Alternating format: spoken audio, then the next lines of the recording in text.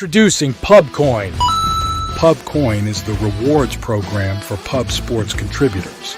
Regular chat contributors share their play of the day, POD, in the YouTube chat, including the phrase POD in their message. At the end of the week, the amount of units earned are converted into PubCoins. PubCoin can be used as reward points for prizes, shop discounts, and contests. Hey, what's going on, y'all? It's Mills here, Pub Sports Radio. Do you guys want to challenge the personalities here at Pub Sports Radio?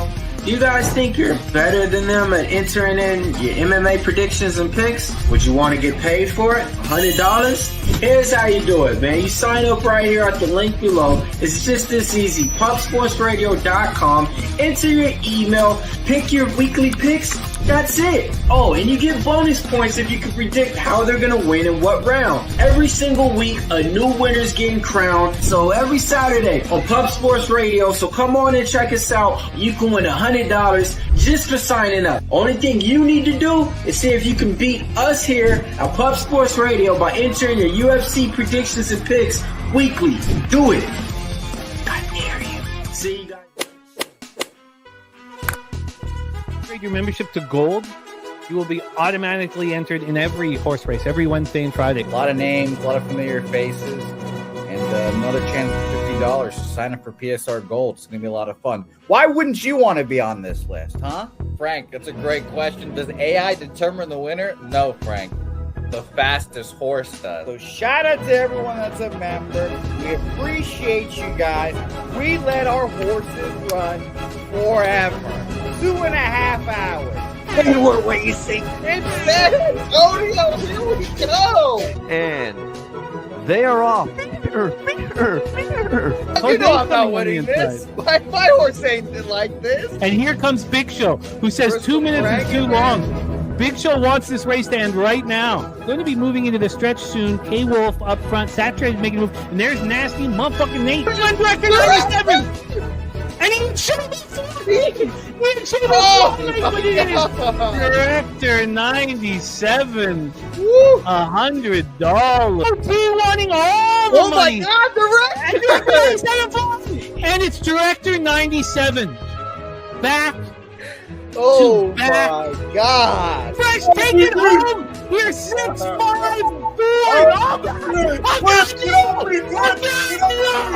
Oh God! Saturated. Friedrich gonna come home with it. Is it Billy Friedrich's time? Is it his time? No, it's not. Cody Norton making is doing the fight with his wife. Doing the fight. How dare you throw man down? Does Coin have enough space to get home? Or will Daby take care of business? Here comes the show. A third win for Director 97. But Connor Mack takes out. He might be blowing his load a little bit too early. Is anybody? The contest. Here comes Iron Eagle out of nowhere. Iron Eagle. It's a packed race. 5 seconds. Bristol from the back. Bristol. The Napoli won the match.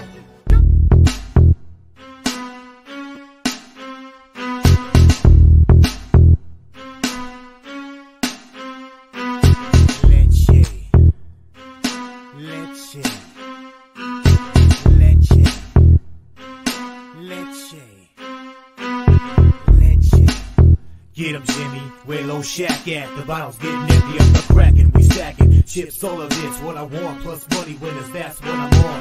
You can say I'm gone, I prefer elevated, Pub Sports Radio. Time to get educated, we'll get produced, fade the juice, letting loose with so much abuse that the bookies wanna call the truth. They're getting slaughtered, can't forget Jeff and Low Baggers in the chat. That's a little record, cause we be, oh yeah, pubbing. We be pubbing! Cappers, gamblers, punters, hustlers, low baggers. Happy Thursday, August 8th to all of you. Thank you for watching Betting with the Bag right here on Pub Sports Radio. It's a nice winning day. Could have been a great winning day if the Padres had held on to that -1.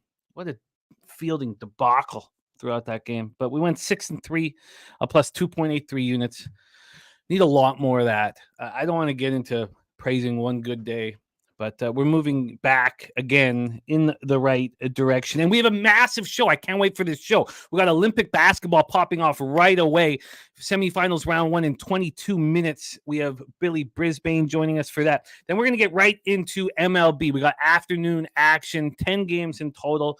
We're going to hammer that with Jose Bouquet and Daby Cab. Then we get into NFL. I've moved on both games in the NFL preseason, and I've also moved on the CFL game, which we will close the show with. It's great to see all of you guys. As we got Wine Time Sports in the house, sipping mojitos on the beach in Barcelona. Brewers moneyline and Rays moneyline. That line moving heavy towards Montas. And the Brewers so heavy towards Montas and the Brewers. I can understand that. That is copied and pasted. Wine Time. I love it. Wine Time in Barcelona, doing it nice. Great to see all of you guys. Head over to pubsportsradio.com. Take a look at how everybody did yesterday. I know there was a lot of winning on this show from everybody, which is very, very nice and very, very helpful. Jose Bouquet with a huge day, plus 4.85 units here of yesterday's winners, so he should be back in the black. Joseph Thompson cashing, Billy Friedrich, Justin McKelvey cashing stacks play today. Crystal Craig cashing her team total over 4.5 for the Padres easily. The Dapper Capper cashing with the Yankees. Daby Cab with the winning day. I had a winning day. Troy Torrance with a winning day. Excellent work from all of our guys. And we need more of it. A stacks play today is in Ellie Dela Cruz over 1.5 bases at plus 114, fresh off his winner yesterday. Let's get this locked in here. Billy Friedrich says, how many MLB games today? There are 10 of them. Billy Friedrich, Pig Milk play today, just rolling, going for 6 straight. We forced Pig Milk back in action. Remember, he tried to retire Pig Milk. We said, no, sir. No, sir. Philly, Arizona over 9.5. That does not look blatantly obvious. I just don't understand why the market's not moving toward these teams are raking lefties. That makes so much sense to me. If that correlated with the market movement, I would be on it as well. Maybe I should just be on it anyways. We'll talk about that spot. I have made 3 bets in MLB. Joseph Thompson, Reds, Marlins over 8, Orioles, Blue Jays over 9. He's also on that Milwaukee, Atlanta over 9, Giants, Washington over 8.5, and the Angels, Yankees over 8.5 as well. Lots of overs, and he cashes these overs, does our Joseph Thompson. So let's get this copied and pasted, locked and loaded. Truth Teller in the house. Goran Ninkowski ready to go. We got Nate Dogg. Nate Dogg, thank you for your $50 dono yesterday. It meant a ton to us, my man. And Goran, thank you for your dono as well. You guys, truly thank you for your support. It meant a ton to us. Truth Teller, thinking about backing the Brewers again. Market's moving heavily in their direction. And Crystal Craig, fresh off her casher yesterday, play today for her. Jackson Holiday over 1.5 bases at plus 160. Hoping this young man stays on fire for one more day, says our Crystal Craig. That is copied and pasted, and we will discuss it. Jackson Holiday having a much better experience in the majors this time around. The number 1 overall draft pick, Jackson Holiday. Joey Marinaccio, the Dapper Capper cash with the Yankees minus 1.5 in the first game. And his play today here is the Reds minus 1 and minus 130. Even that market move away from the Reds was shocking. Hunter Green, when's the last time Hunter Green allowed to run? Just very, very strange that market moving briskly away from the Reds. Hard to understand it. Troy Torrance says, looks like I'm the only one on the Braves. You know, Troy, I wanted to be on the Braves.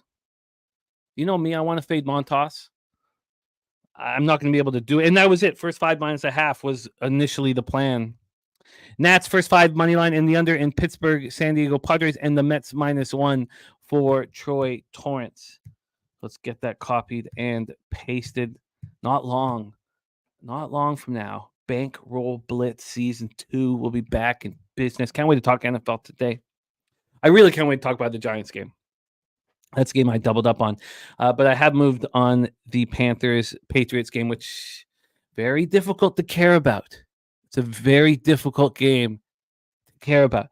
But, if there's money available to be made, let's make it. Nuke worker in the house, serious business, old E. We got a great group. Aubrey, Travis, ready to get to work as well. I like this. We're running in the right direction. Mark A says Padres crazy sweat last night. Why did Padres have to play like that? I mean, God. It can never be easy with them. Cal 707 Bear in the house.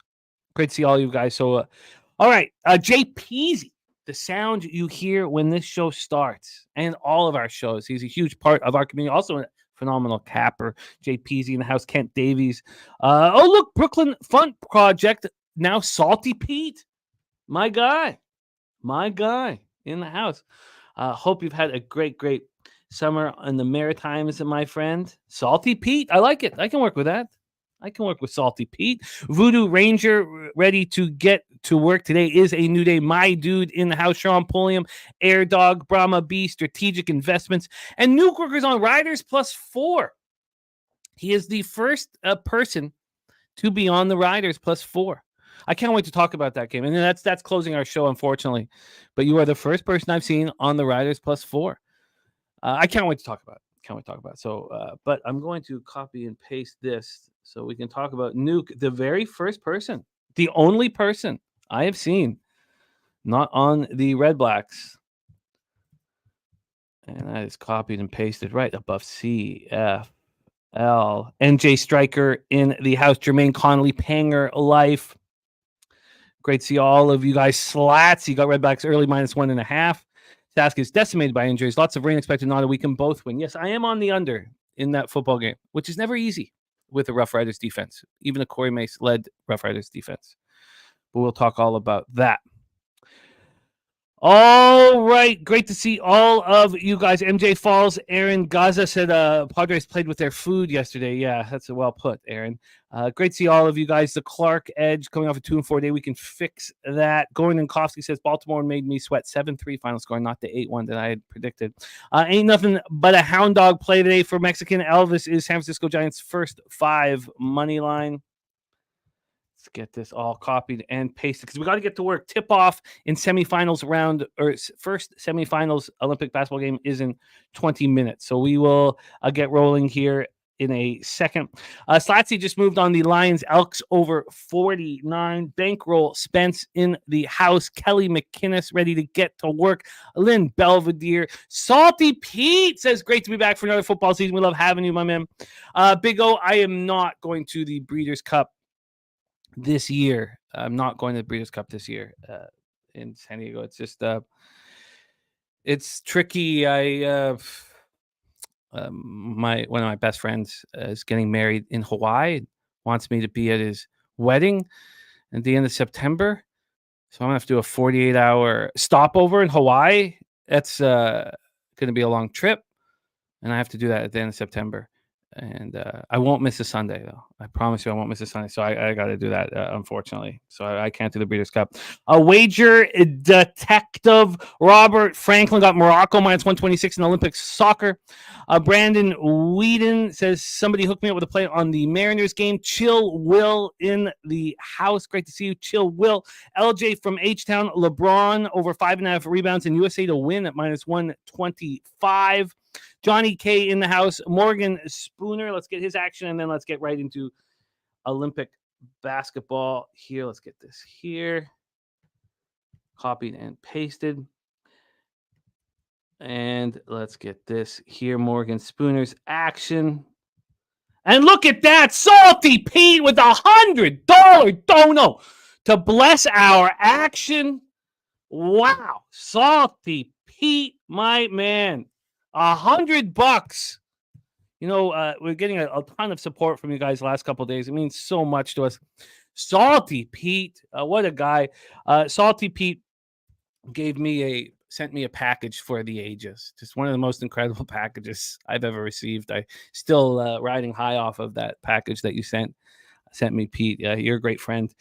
Salty Pete with $100 dono. Swiggy saying, appreciate your support. The Cappers contest last year, too. We can't wait to talk all about the Cappers contest and all that we're doing. Gordon Kowski saying Dolagala is not good. No, he is not good. And Morgan Spooner, one more here. Money line minus 110 spot here for Morgan Spooner. Get that right here. But wow, thank you, Salty Pete, getting us started with $100 dono. That's big boy dono. We love you, man. That's incredibly cool. Oh no. Sad news from our great friend TJ, a star of our show, is watching today to get my mind off things. My dad passed away Monday unexpectedly. A lot of travel coming up, so I won't be giving my best bets for a couple weeks. Oh, TJ, I'm so sorry to hear that, man. God, that just having that happen unexpectedly is just, I know your mom and dad were just over at your house last month, hanging with you and the kids. God, heart breaks for you, man. I'm so sorry that you got to go through that, man. So, there's not much anybody can say. I shouldn't say hate, but all I can say is that our heart goes out to you, sending strength and love your way, and so sorry that you have to go through this. And so I know you'll be busy with your family over the next little while, but we will check in often and send you as much love and strength as we can. So sorry to hear this, TJ, and thoughts are with you and the fam. And we just are so thankful to cap with you. We love capping with you. And I can understand you wanting to talk a little baseball and get your mind off things. And anytime you want to jump in the chat and get your mind off things, we'll be happy to rock with you as always. And our thoughts are with you and your family. I'm so sorry that you have to go through this. It's just, life can be unrelenting with its pounding sometimes. And so sorry, man. Oh, so sorry. All right, it is time to get to work, but let's all keep TJ in our thoughts and his family in our thoughts. Yeah. Whew, okay, let's get to work. Olympic basketball tips off in 15 minutes. And I have quadrupled up. Something that was always so bad for me in the past. I have quadrupled up in Serbia, America. Quadrupled up. It's a hefty Olympic investment that pops up at 3 p.m. But first, we have France versus Germany. Let's bring on our basketball expert, also our MMA expert here on Pub Sports Radio. Please welcome from South Jersey, our guy, Mr. Billy Brisbane, to the show. Brizzy, what up? What up? Nice to see you, Jim. It's been a while, but I'm glad to be back, man. Thank you for the semifinal opportunity. Glad to get some afternoon action in. A little afternoon action. We start in 15 minutes with France versus Germany. Both of these final matchups we have seen already. We've already seen USA-Serbia. We've seen a lot of USA-Serbia over the last couple of years. We saw them in the FIBAs as well. And we saw France versus Germany earlier in this tournament. They have a fierce rivalry. Let's take a look at the lines here. Now, I did take a picture of the odds from many days ago. That's how I've been tracking the odds here. So let me just get this line open up at -1 Germany, and then it's going up to as high as -6. Yes, it's moved quickly here. Oh, that's Serbia. That's way old. Okay, I have it somewhere on my computer. There's been a massive move to Germany. There was a massive move to Germany in the first time that they met, and I felt like it was a little too much. That was wrong, and we're seeing the same thing here. It was 85-71 final score. It's too bad because we cashed with Spain, and then we lost with Germany. We lost with France, and I didn't even really want France. I just thought that the move was too big.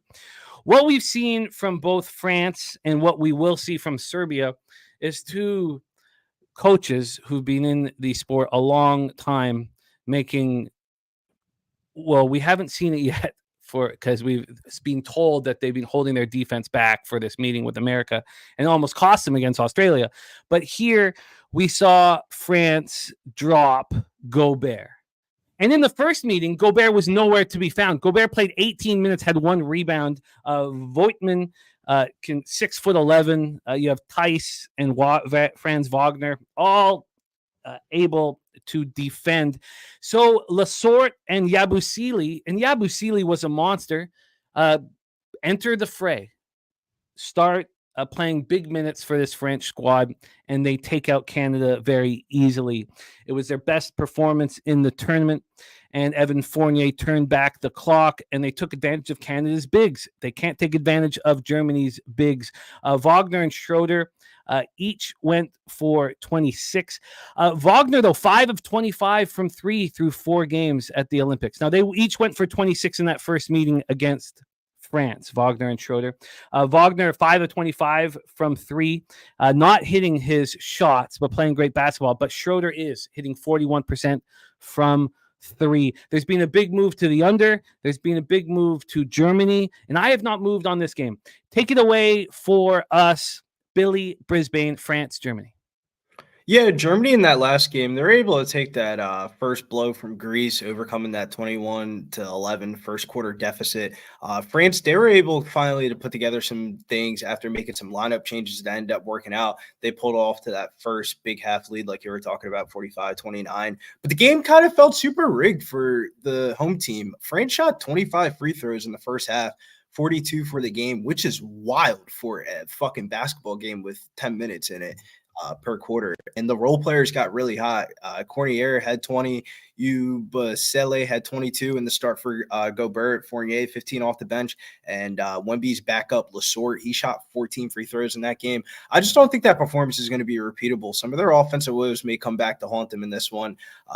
Third meeting between these two teams, Germany won the expedition game 70-65 with no Wemby, and then 85-71 in pool play. Germany's been really good defensively throughout the tournament. 77 versus Japan, 73 Brazil scored, 71 France scored, and 63 is what Greece scored. I think Germany is going to be able to contain Wemby, and they won't get the same heroic performances similar to the Greece matchup. France, prior to that last game, they haven't really been the best offensively. 71 versus Germany in that pool play game, 91 that they needed overtime to get the over on their team total, and then 78 versus Brazil in a game that they were favored by like double-digit points. Throughout the tournament, I don't think France has really looked that good, despite them being the home team. I think they're going to struggle to execute the same exact way that they did in that last game. Germany has a huge edge in the guard play with Schroeder and Wagner. I like the team total under for France at 75.5 at -115. And then player prop wise, I like Dennis Schroeder over 7.5 assists at -120. There was kind of some doubts about the FIBA Cup MVP heading into the Olympics with the way his NBA season went this year, but he's looked really good in this tournament. Versus Japan, he had 13 points, 12 assists, 1 for 6 from the three-point line. Versus Brazil, 20 points, 6 assists, 4 for 9 from the three-point line. Versus France, 26 points, 9 assists, 4 for 7 from the three-point line. And then the last game versus Greece, 13 points, 8 assists, and 3 for 7 from the three-point line. His 35 assists are the most by any German player in one Olympics so far. So I really like his over on his assist prop at -120. And then if you want to play the double-double, you can. But I like to adjust the assist prop straight up. It opened up at +100, and it's gone up to -125 at some places. So I think it's correct. I think he's going to be more facilitating. And then the big edge here in this game is really the guard play of Germany versus France. I just don't think France is going to get the same performance from their guards that they did in the last game. I think that's fair to say. Evan Fournier was, when was the last? He doesn't get to play. Backup shot 14 fucking free throws. Get the fuck out of here. There was some issues. Now, here, let's just go over your action before we hit this one more time. France team total under 75.5, was that? Yeah, -118. -118. And Schroeder under how many assists?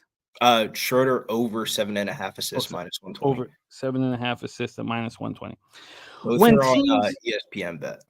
When teams play each other twice in succession in short term, I don't want to back the team that just smacked the other team in the mouth. I don't want to. That's kept me off of Germany. And I'm going to go against it in the Argos Stampeders game. I'm going to probably back the Stampeders again. But the conviction that is needed to expect a team to beat a team twice in short succession, is mighty. You need to have a real conviction. I don't have it here with France at home and Germany, winning the World Cup so easily. Smash and grabbing. Yeah, so I kind of went team total rather than spread. I think regardless of how this game goes, I think this game goes under. And this total has gone down. I mean, we have a huge difference in totals in these two games. One at 156.5, France, Germany, and USA, Serbia at 188.5. Of course, we have the two highest scoring teams in the tournament there in the second game. I'm not moving on France, Germany. I've got all my eggs on in the USA Serbia basket. So we have our guy, Billy Brisbane, France, team total under 75.5, and Schroeder over 7.5 assists at -120. Let's move on to the big one here for us in North America, USA versus Serbia. So I have hammered this game. I thought that my action was, sharp and the line was going to move in my direction. It has with the side. It has not with the total. Everybody's on the over in this basketball game. If you look around, everybody's on the over in this basketball game. You have the two highest scoring teams in the tournament, USA averaging 109.8 points per game, Serbia averaging 95.5 points per game. USA is also shooting 44% from three. They haven't been tested in the real basketball games here in the Olympics. They've beaten Serbia badly the last two times they played them. Svetislav Pesic, the coach for Serbia, is an old dude who's been in this sport for a long time. When he played USA in the first game, he didn't want to show them their defense. That's fine. He just wanted to see how their offense would function. That's what he claims. And maybe he's just talking shit. Goran Nikovsky says Serbia gets smacked again. Goran Nikovsky's been heavily against my action. But I believe that the USA will get tested here. That's all. I believe they'll get tested. Now, if they're going to shoot 44% from three, they'll just easily defeat every team. It'll be, not a big thing. And Serbia is shooting 32.4% from three. I mean, no one can go shot for shot with this American team. But at some point, you have to think the Americans get tested. And I'm going to bet that they get tested. I had Puerto Rico plus 36.5. They didn't get tested in that game. They've been tested for a quarter, but they haven't been tested. So I am on both Serbia first half and full game. I got +9, -110 on the first half at Pinnacle. And for the full game, I got 16.5. This did go down to 15.5. It's back up to 16.5. I'm also on unders. I think this is a very intense basketball game. I don't think this is sit back and watch America look spectacular. Maybe it is, and I'll take the L's if they come. I'll take them. I have the first half under 95.5 and the full game under 187.5. It's up to 188.5. So how much is Jokic going to play? That's the question.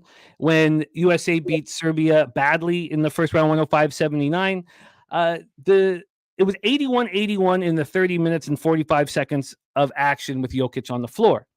In the 9 minutes he was not on the floor. Now, it also seemed to correlate with Durant going off 21 points in less than 9 minutes in the first half. They were outscored 29-3. I simply think that Jokic is going to play heavy, that Pesic has an idea for a different defense to maybe test America, and maybe they will get tested. Again, I don't see anybody on Serbia, and I don't see anybody on the under. And I've doubled up on both of them here. Take it away for us, Billy Brisbane, USA Serbia. Yeah, in that last game, I had Australia money line and the +7.5 spread. It was like a 5 o'clock in the morning type of game. I watched the first quarter. Australia was blowing them out so much. I took my ass back to sleep, and I woke up and I looked at my account and I was like, "Wait, what?" And I ended up looking. I was like, "Damn!" I ended up rewatching it in the morning, and yeah, Serbia was able to come to that 24-point deficit, beating Australia in overtime. I thought that was a game that they were lucky as hell to win that game. This is going to be the third meeting between these two teams. There's some familiarity between these two teams, but I just see a lot of scoring in this game. I'm kind of with the public on the over on the total. USA's just been averaging 109.8. They've been shooting the tournament best 44% from the 3-point line. And that last meeting versus Serbia, it was basically just a Durant show. It was his first game back, and he went crazy, and nobody else really did anything else. But it was Steph Curry's best game so far of the Olympics. He's been really bad. But Serbia, I think the biggest difference in that first game was just the 3-point shooting. Serbia is the second best offense, 95.6 points per game, 50.9% shooting, but it's their pace of play. In that game versus the USA in pool play that they lost 110 to 84, they were outshot. There was a 27-point difference from the 3-point line. I just don't think that happens again.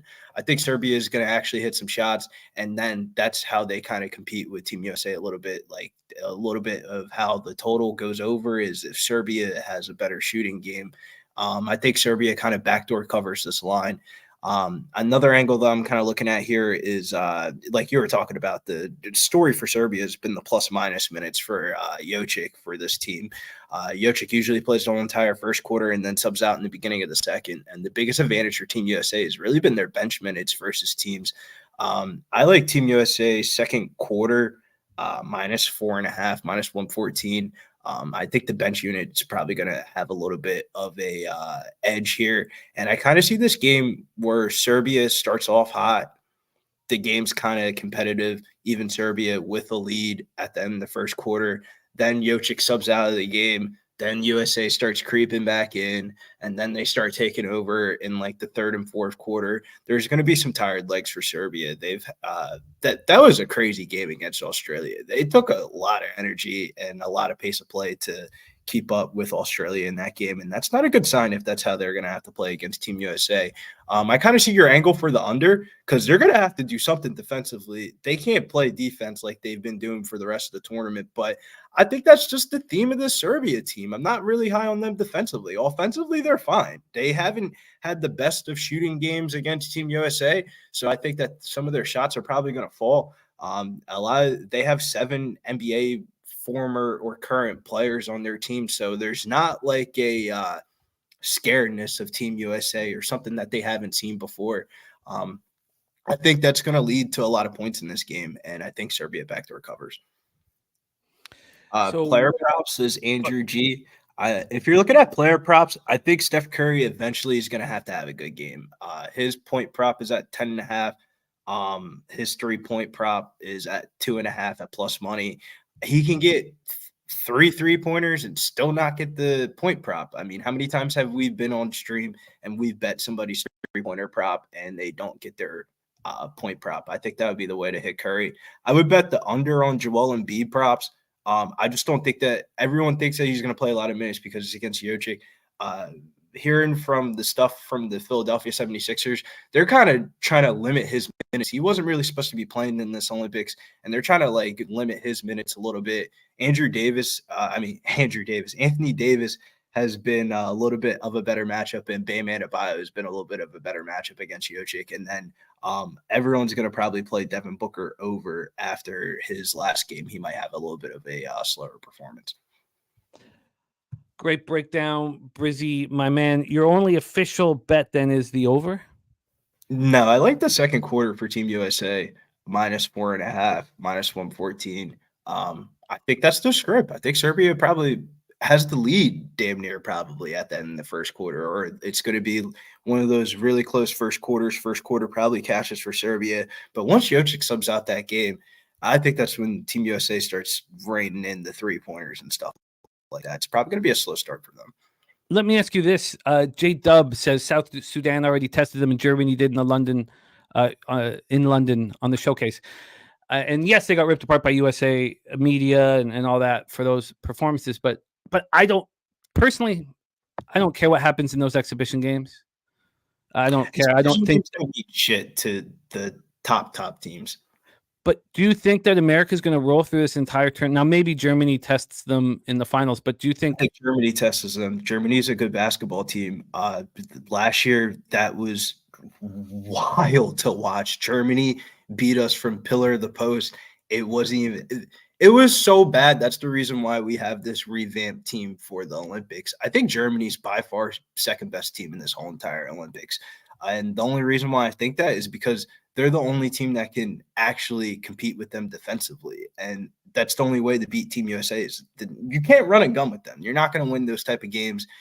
Yeah, you might compete, you might cover a spread, but actually winning the game outright, you're going to have to slow them up defensively. And I think Germany's the only team that can do that. If Germany can beat France and play Team USA, I'm going to be on Germany very heavily. I think people are underestimating how good Germany is this year.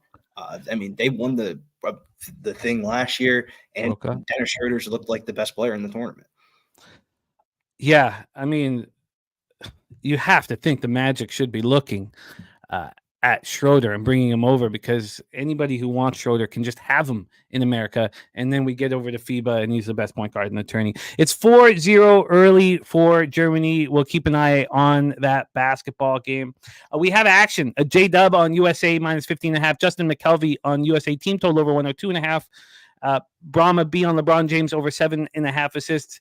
Brizzy, is your only action USA second quarter minus 4.5, minus 114? Yeah, I kind of want to play the over, but to be honest with you, do I really want to be holding hands with the Team USA over? I think the edges in betting Olympics is fading the Americans. They're always going to price the American teams and the American markets a little bit higher than what they should be. So when you fade them, it's way easier. Like I bet the Team USA girls team total under yesterday. And that shit looked dead as fucking ever up until it was the fourth quarter. They're up by like fucking 40 points, and they just didn't do anything in the fourth quarter. And I cashed it with like an 88 to like 50 score. Like the edges is invading America. I haven't bet Team USA literally since the last time that they played Serbia. I had Steph Curry over 2.5 3-pointers and Team USA to win, and I got bailed out by a Steph Curry 3-pointer with like 14 seconds left on the clock. He hit like a end of the shot clock type of 3-pointer. So I'm not really looking to go to investing on Team USA thing. The one thing I've been noticing throughout the markets is they're offering certain props and certain lines on Team USA for a reason. They're not giving out the whole entire list of players. Why can't we find Bam Adebayo props? You know why? Because he's probably going to go over. Like Team USA girls yesterday, you had to search and find for a Jackie Young prop, and she was in the starting lineup. And they're out here posting Kelsey Plum props like she's a starting shooting guard or something, and she didn't even sub into the game. So it's like, I mean, well, they did the thing where she subs into the game, plays a minute, that counts as a player prop, and nobody ends up cashing their player prop. So it's like, you be trepidatious about how you're going to attack the Team USA player props. I think the value is more in the Serbian props. Like Muselic, the Charlotte point guard from last year, his player props at 7.5 points. He could definitely go over on that, but just off of just how any game script happens. I think some of the Serbian players have a better offensive game. I love the breakdown. I can't wait to watch this game. Must watch action at 3 p.m. What was the original spread on Germany? It opened up at some places 1.5, 2.5, climbed up to 5.5, and closed here at 5. Some books at 4.5. Just like in the first game, they're up 12-2 early on France. 12-2 early on France. And you know the public can cash. Everybody's on Germany in this game. Everybody's on the over in the America Serbia game. Cash. I get quick little story rant before you guys get in the baseball.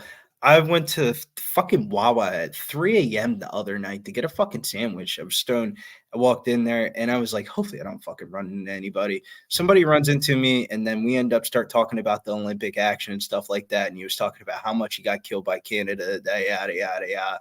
Everybody likes France. I'm telling you, the public's been getting smacked on the Olympics, as it wasn't up until yesterday in the women's slated games where all the favorites won and covered and the games all went over. yesterday was like the first day that the books lost money on the Olympics. Telling you, like, the public is due for a good day eventually here.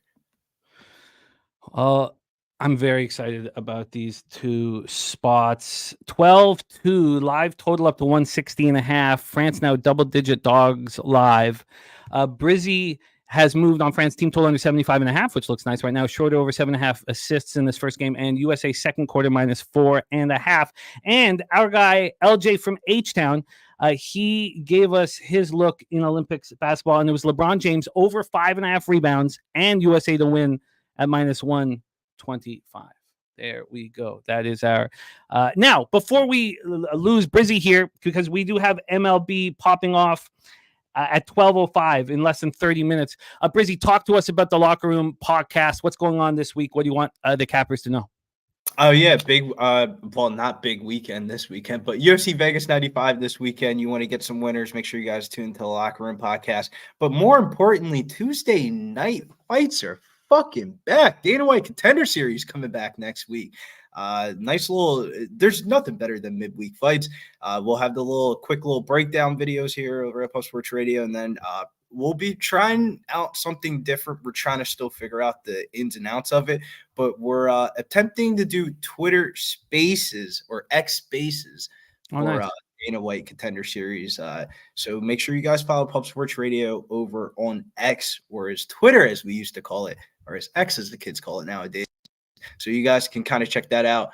Kind of a different type of live stream where it's like more of everybody has the opportunity to talk on the panel and stuff like that. So that's what we're trying to attempt to do for the Dana White Contender Series. That's where you guys got to have that bell notification here at Pub Sports Radio so you get notified for all of our live videos. Fall's right around the corner, and there's a lot of new stuff coming around. So you got to get notified with the videos. I love it. And Joe Todero, your running mate, his planted fighter, Chelsea Chandler for UFC Vegas 95. Brizzy, thank you so much for rocking with us. Please follow our guy Brizzy and support the Locker Room podcast. It's been blowing up their core for their parlays. I love what you guys do with it. And the core's hit 5 straight times. They're just rolling. So keep up the great work. My friend, any last words for the Cappers supporting the show? Yeah, man. Shouts to everybody in the chat. Good luck on your action today. It's about to be a crazy weekend, and make sure you guys get ready for Dana White Contender Series. I believe the first interview that Mills did for the Contender Series is up on the channel. So, I mean, there's a lot of action coming up for fights, so make sure you guys are locked in. Good. Even if you don't like watching fights, it's a good opportunity to make money. We had Jim on the stream a couple of weeks ago, and he said, great. You know what? I got a gambling itch. I'm back from vacation. Fuck it. Let's make some money. And that was like an Apex card that we're degenning on. That was fun. I loved it. And I love capping with you, Brizzy. Thank you so much for your time, my man. Get that cash and get this team total under 75.5, 14-7 right now for Germany. Love Brizzy. My dude, now a member of We Be Puffing. We're still rolling off the high of our guy Salty Pete with the $100 dono. It's time to get into MLB. We have one constipated Mexican and passionate butt cheeks, as we know they're the same person, who are both saying you probably have the worst record. Well, this is one person, but of all the YouTube sports cappers in MLB. And look, I'm not going to pretend I'm not struggling this year. 235 and 242, 49.3%, down 20.62 units ROI, minus 4.32%, average line minus 104. You know, the record will be on the show. So I'm not going to hide behind it or pretend something that isn't, whatever. But I'd love you to show me other shows where they show their season-long MLB record honestly. You can't find them. I want you to show other Twitter cappers that put up their season-long MLB record honestly. You can't find them because they're selling you something. So they have to hide their record, or they talk about, I could say, I've cashed 6 of my last 9 MLB bets. They can't be honest with you because they're trying to sell you something. And if they're honest with you, they won't be able to sell you something. When I first went down to SBR, they said to us, you can't show your records. You can't honestly show your records. And Pete and I said, no, we are going to do that. And they said, no, don't. They fought against us hard.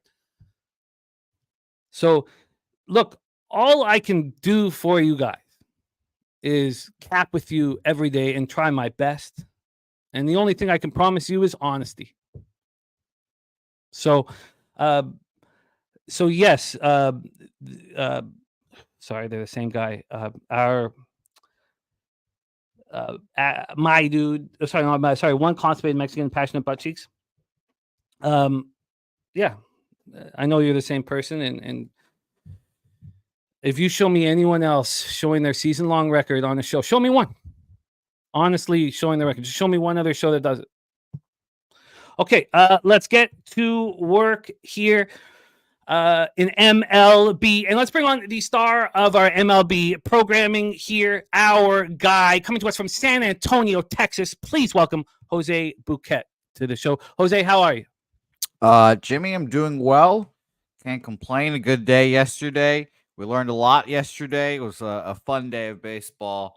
And I'm sorry about you not being clairvoyant or a future teller. I thought that was a very exciting 3 innings for me. I was pumped. It was 3-1. I was like, oh my God, it's happening. 7-3 wasn't too far off. But no, when I wanted the Orioles to at least score 8. I was just, please just let them score 8 so we can continue Jimmy's truth future telling kind of gig here. But it's funny because I told you guys I wasn't going to bet it, and then around like 5:30, I was like, okay, fine. I put $10 on the final score at 65-1.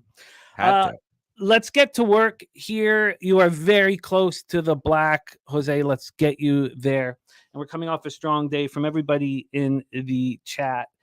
Everybody was succeeding yesterday, and I love to see it. So let's roll. 12:05 p.m. Eastern. We have the San Francisco Giants 58-58, 25-35 on the road. The Washington Nationals 52-63, 26-30 at home. Nationals Park in Washington, D.C. So first off, do we think this game goes? Let's start there. In red, I'll tell you that. 71% chance of rain. Let's just go into the actual weather report here. Billy Friedrich's saying this isn't going. He's planting his flag. Let's just go into Washington, D.C. weather here and see if it's going to rain all day. Now, we will still do a little bit of work on it, but expected a ton of rain today. A ton of rain. Heavy rain started last night. It's tropical storm Daby remnants. So this, I guess this game won't go. We'll do a little bit of due diligence, but this one is not expected to go. It does slow down. The rain does slow down around 3 p.m., 4 p.m. here, but unlikely to go. Let's get into the weather. Could someone in the chat look up if these teams play again this season? Because that's also another big key thing. Because if they don't play again this season, I don't think they're going to outright cancel the game, because it'd be a pain in the ass for the Giants to fly all the way back to Washington, et cetera, et cetera. So this definitely is a delay kind of situation if the weather, cooperates. Yeah, I mean, it's unlikely that they're going to meet again. Let's just go over their full schedule here. Yeah, Billy says this is the last game between these teams. So this is going to be very interesting to see what they do here. And they play at home tomorrow. This game's not going to go. Okay. They've got to fly back and play again tomorrow. They don't get a day off.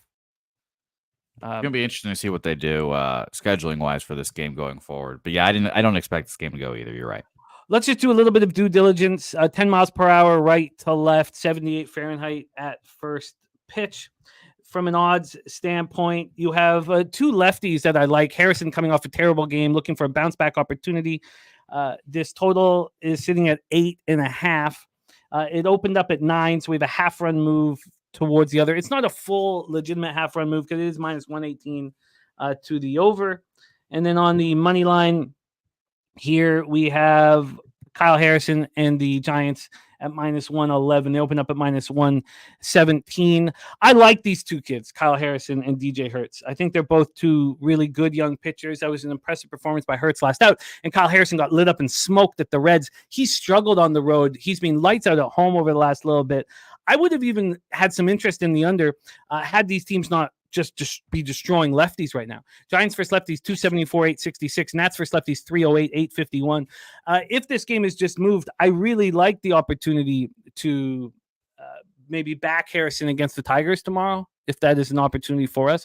Again, the Nats bullpen 5.91 ERA, 1.53 whip, while the Giants bullpen 3.84 ERA, 1.23 whip. The gas report, 90% chance of rain here in DC, not happening. Do you want any last words before we move on, my man? No, we can keep moving. All right, we will do that. Let's roll. Next up for us, we have 12:20 p.m. Eastern. We've already heard from our guy here, Troy Torrance, who's moving on the Braves first 5 minus a half, which is something that I wanted to be involved in. But we have seen a monster move here, just an absolute monster move towards the Brewers. Let's see if that's still happening. We have 86 Fahrenheit, feels like 92, 8.4 miles per hour to left field, gets up to 11.2 miles per hour. Let's get into the line history here for this spot of Brewers Braves. We have the Brewers now minus 119, unbelievable. Minus 118.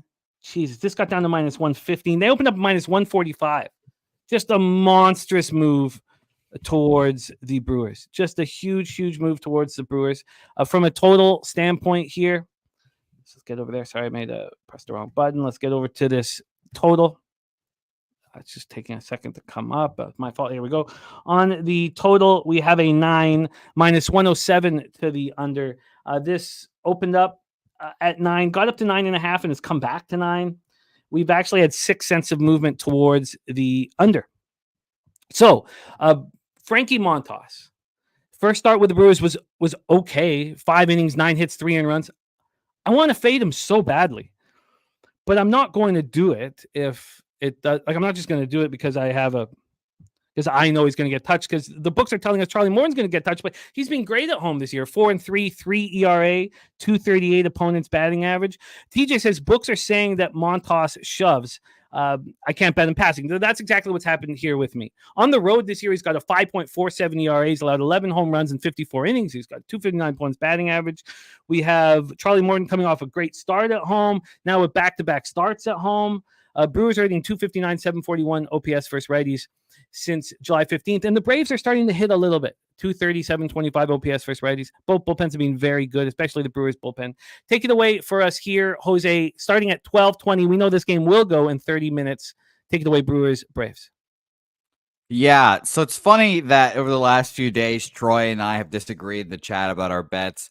He's catching his cash cows in the sharp traps, which luckily I was on the right side of yesterday. That was nice. Shout out to you, Troy. But we still cap very much the same way. In our seasons, I've not tracked Troy's action too closely, but I do notice that he's also on the same roller coaster wave I'm on. You know, you ride the waves. And this is just another game we disagree on here. He's on the Braves here. I'm going to bet the Brewers here and back the line movement with all the money on the one side, moving the other direction here. So, Troy, I wish you luck. But Brewers full game for me, and I'm going to be taking the under as well. I've, kind of planted my flag if we're continuing that theme today against the Braves. Think that they're not going to be a good, or not going to be a playoff team, I should say. So, Brewers for me for full game money line plus 109, and I'm going to take the under as well. I have to write down that price here, but it's under 9 minus 112.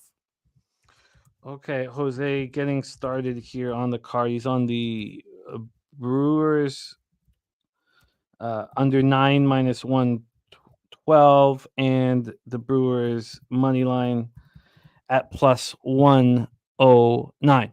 That's Monica says even starting pitchers, better bullpen, better hitters. Brewers plus 112, and go clap some cheeks. Says that's Billy Monica. Friedrich mentioning that the Brewers. Braves full game minus 120, but first 5 is minus 140. It's a big difference there. Very interesting.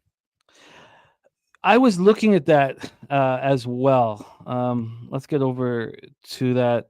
and see if that's changed over at 365 because it wasn't moving the first 5 while the full game was. So Braves full game now 365 is minus 130, and first 5 are minus 140. Look, I'm shocked by all of this here. Great job, DC, my man. Aaron Gaz is staying with the Braves. I'm not going to go up against this here. I'm not going to go up against this. Joseph Thompson is on. Now, it's not one of his plays of the day, but he is on the over 9 in this spot. Troy Torrance, as he says, on an island with the Braves first 5. And line time on the Brewers, he got plus 120. That's about that here. So I've got to stay off. I just can't back Montas under any circumstances. And, if the Braves first 5 minus half wins, it's okay. MJ saying Atlanta lineup is so bad. Kalenic, Riley and Olsen are starting to hit. Ozuna's been great all year, but he's slowed down. Arcia, Darno, Laureano, Duvall, Merrifield. I know you were watching this game yesterday as well, and because you were thinking about betting Braves first 5. That yesterday, if you would have had Braves first 5, what a swing that game was. Oh my Lord. I was going to thank you for saving me money, and then I was like, oh no. I know. I was thinking the same thing. I was like, I'm glad Jimmy didn't bet that. And then I saw Austin Riley just nuke one. I was like, oh God. Well, I'm glad I saved Jimmy some anxiety and maybe a year or 2 off his life off that bet. So that's very funny. It was very funny seeing them come back, but it's fine. I didn't. It was funny because all the spots yesterday. I mean, everybody was cashing even when things didn't go their way. Is that first 5? You were right. Sale got touched, but the Braves took care of business. The Giants backers cashed the Giants, and as you had so perfectly done, fading Snell, didn't matter. Everyone still got paid. So let's roll on. Jose has doubled up in that one. This one is tricky. 12:35 start. So we know that the Padres are hitting a 302 with an 821 OPS first righty since July 15th. But in this early start time is the kind of situation where, the bats can get sleepy.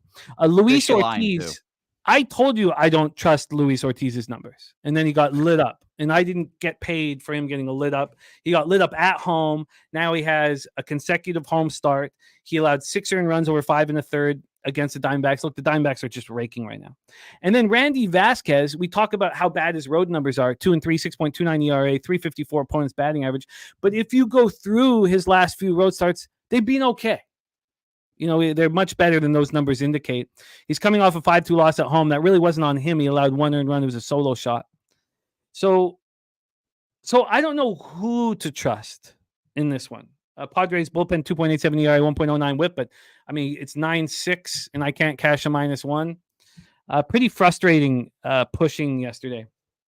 Let's get into the situation ahead of us for the next afternoon start. Padres Pirates 82 Fahrenheit, feels like 85, 8.4 miles per hour in, gets up to 9.4 miles per hour in. This is a pitcher's ballpark, man. That's Monica says, look at Randy's day-night splits. Oh my God. I don't care that much. And maybe that's a mistake, but I told you guys yesterday that, that I didn't care that Kikuchi had a 6 ERA in the day. It's just something that's a career-long issue for them. Like, I feel like it's tricky to decide which of these splits that we trust. Yeah, so I agree. Day-night can be kind of fluky. The only thing that is semi-interesting about it is heat when it comes to day-night. And, obviously Kikuchi was in the Dome yesterday, so who knows? No, that's fair. That's fair. But I still think it's fluky. Yeah, I don't know. I don't fully know what to do with it all. So I'm not, but I didn't care that Kikuchi had the 6 ERA yesterday. We took him Astros first 5 minus half, and he looked awesome yesterday. Okay, so let's go through the line history here for this one. I'm really curious to see what everybody has action-wise, because I don't have action then until my double up in Mets Rockies, which is going to be coming up at 3:10 p.m. It's okay to not – I'm not going to try to force the afternoon action. This total is sitting at 9. It opened up at 8.5. It opened up minus 115 to the over, so it's getting, it It didn't take much to get it to 9, and at 9 it's minus 115 to the under. So it's not a real legit half run move, but it has moved to the over. On the money line for this one, we have the Padres at minus 108. They opened up at minus 103. There's been a 5-cent move towards the San Diego Padres. And when we get into, I think that game's going to go, Clark. Maybe I'm wrong, but we'll talk about that here. And then in the cash flow for this one, you have 97% of the tickets, 97% cash on the over.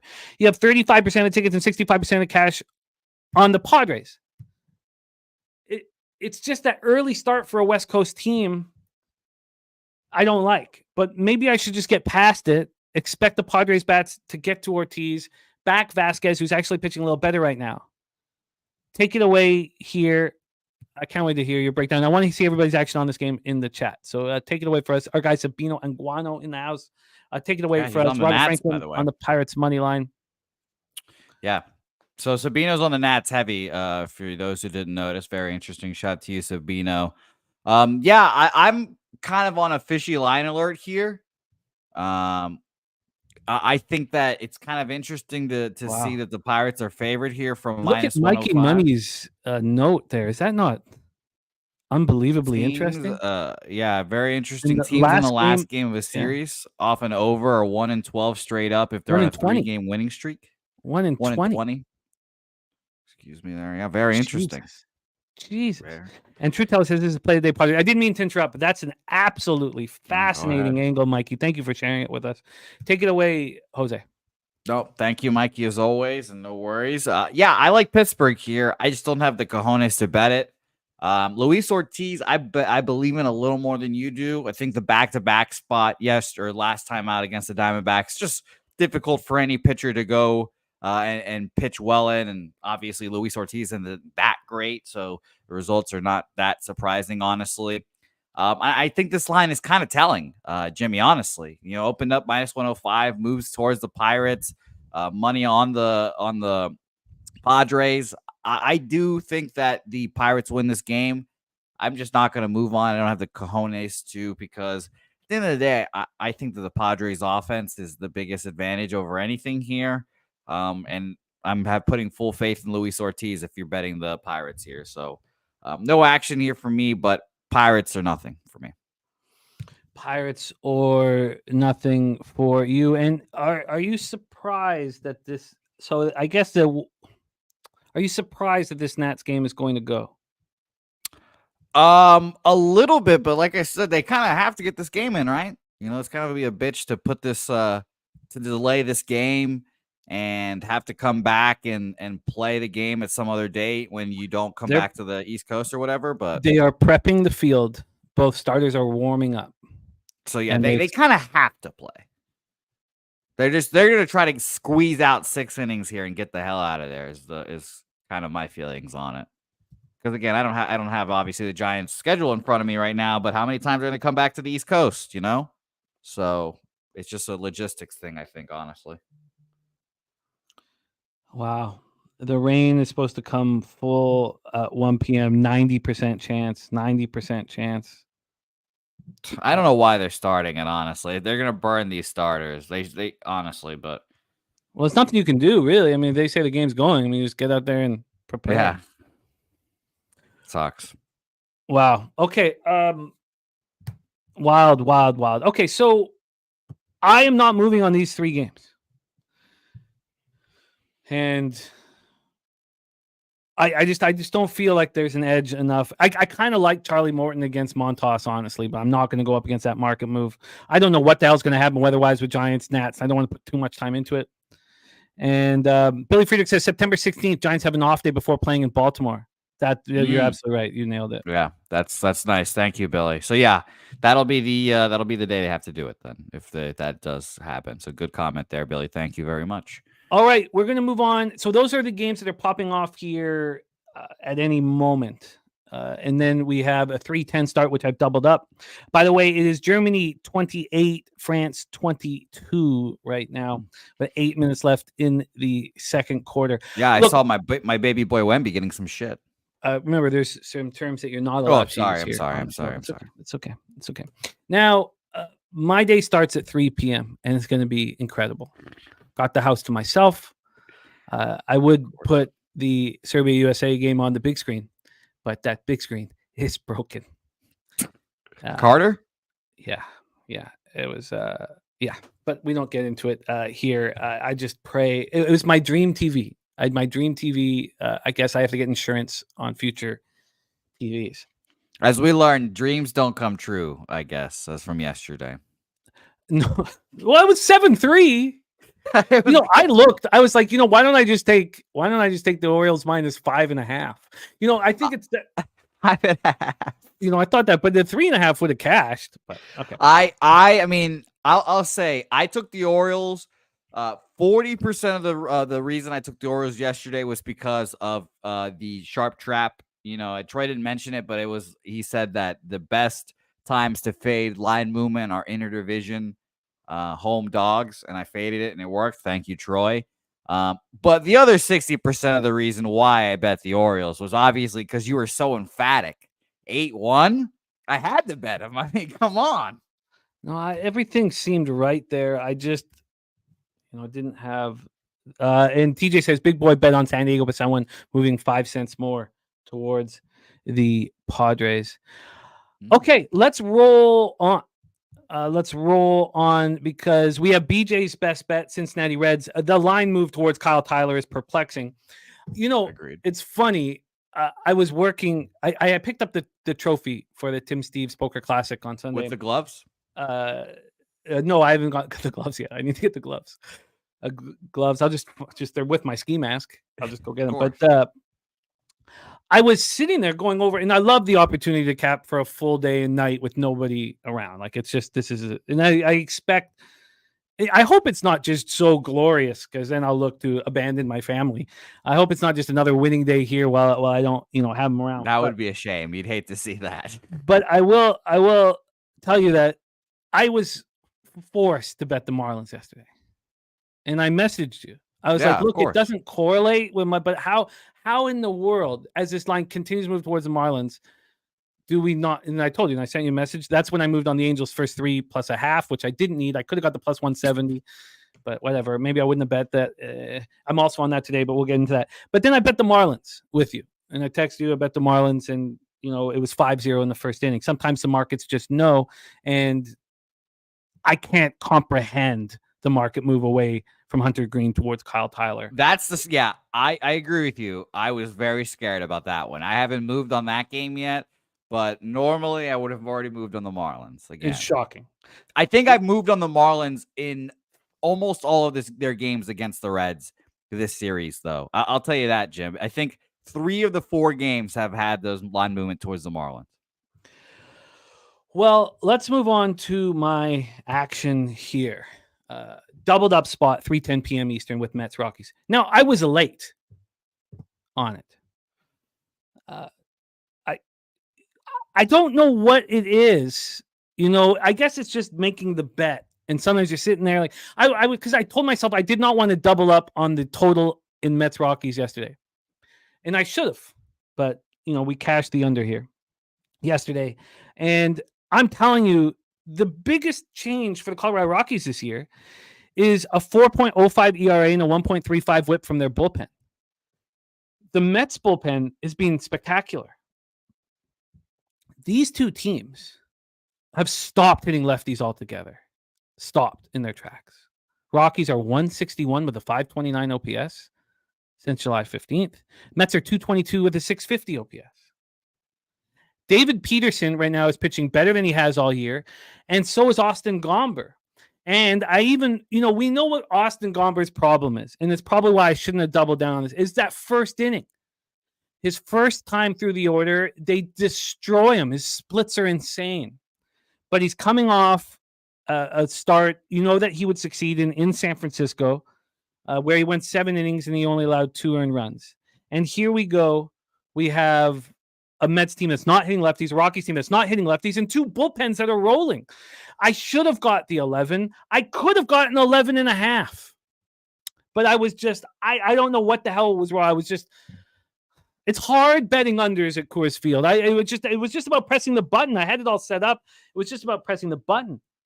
I watched this 11 go away, go to 10.5. I watched this go down to a 10 for a cup of coffee.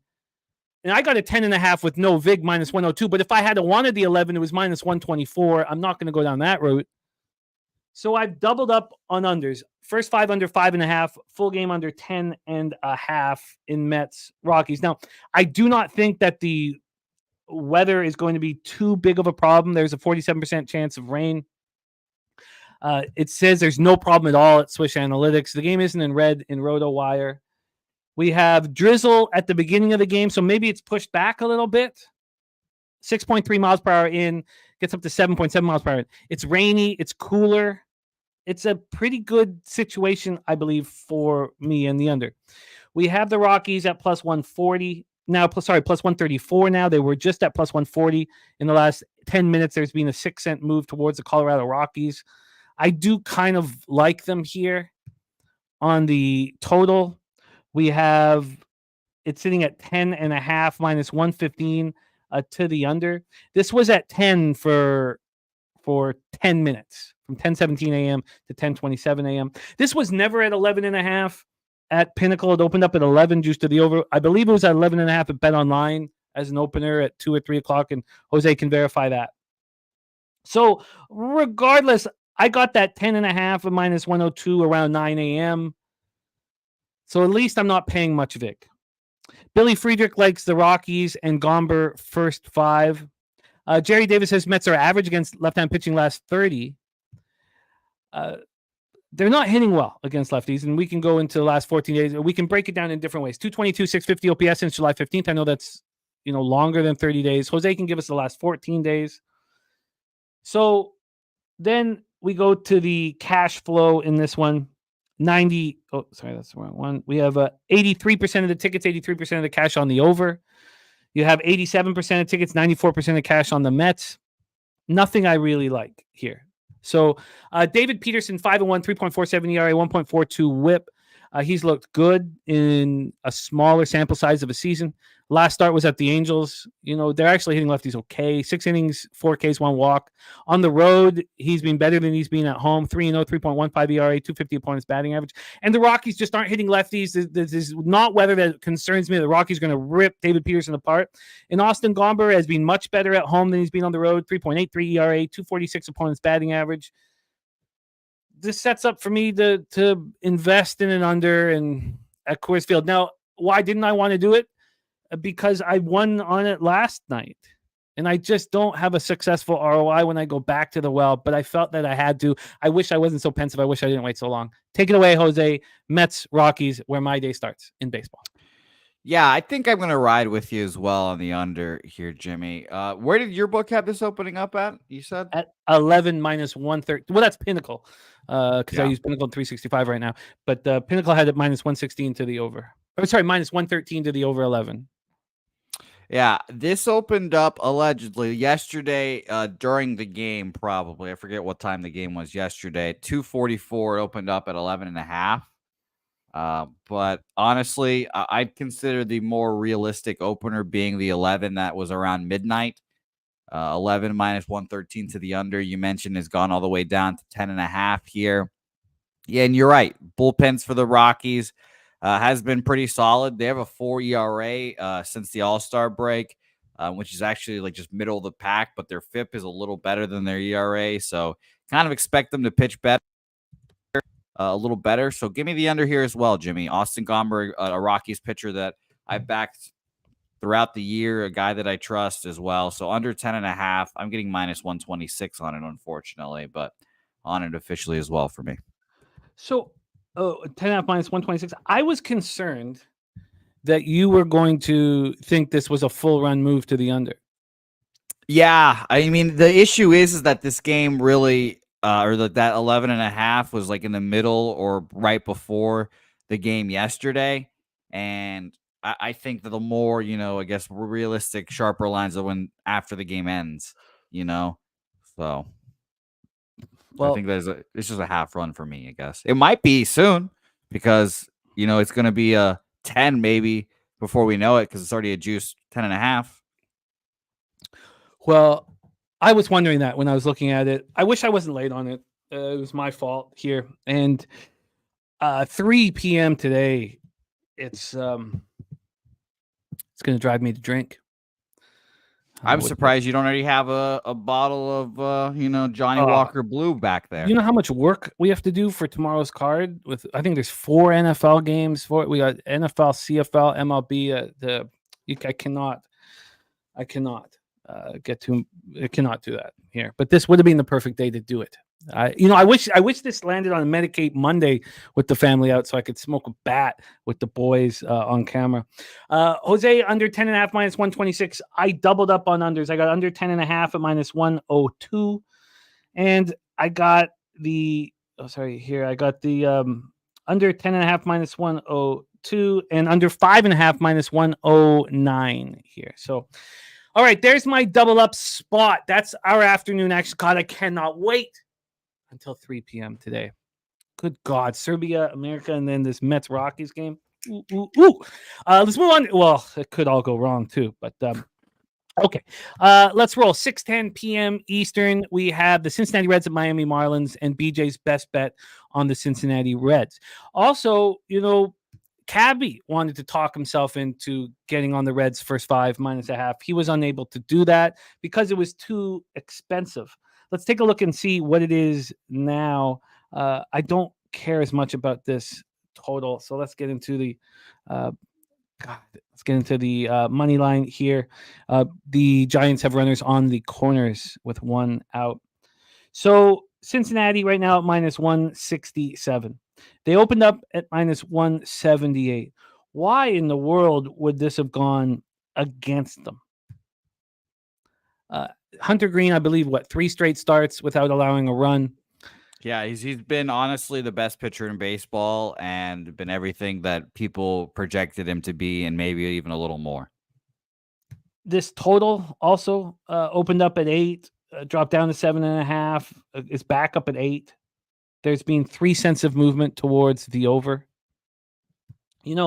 It's a confusing situation here. So they're either telling you Hunter Green is going to get touched. Hunter Green on the road this year has allowed 3 home runs in 60 in the 3rd innings. He has a 144 opponent's batting average. He's got a 1.94 ERA. He's coming off 11 strikeouts and 1 walk and 1 hit over 6 innings at home. He's been spectacular. Kyle Tyler comes in after getting touched at Atlanta, a team that's struggling with the sticks. 2 2/3, 3 earned runs, 2 Ks, 4 walks. These teams are hitting. Reds versus Righties 249, 756 OPS, and the Marlins are hitting 267, 760 OPS. Here, Reds bullpen has been struggling. 4.68 ERA, 1.21 WHIP, and Marlins bullpen 2.84 ERA, 1.07 WHIP. Let's take a look at the cash flow for this one. We have 99% of the tickets in cash on the over, a 3-cent move to the under. You have 81% of the tickets and 99% of the cash on the Reds, and the line's not moving in their direction. Ron Crawford has a dog beside the Miami Marlins. TJ says Reds too obvious here. Money on them and moving to Miami. Might take Miami plus 1.5 for a little bet. Brahma B on the Reds run line.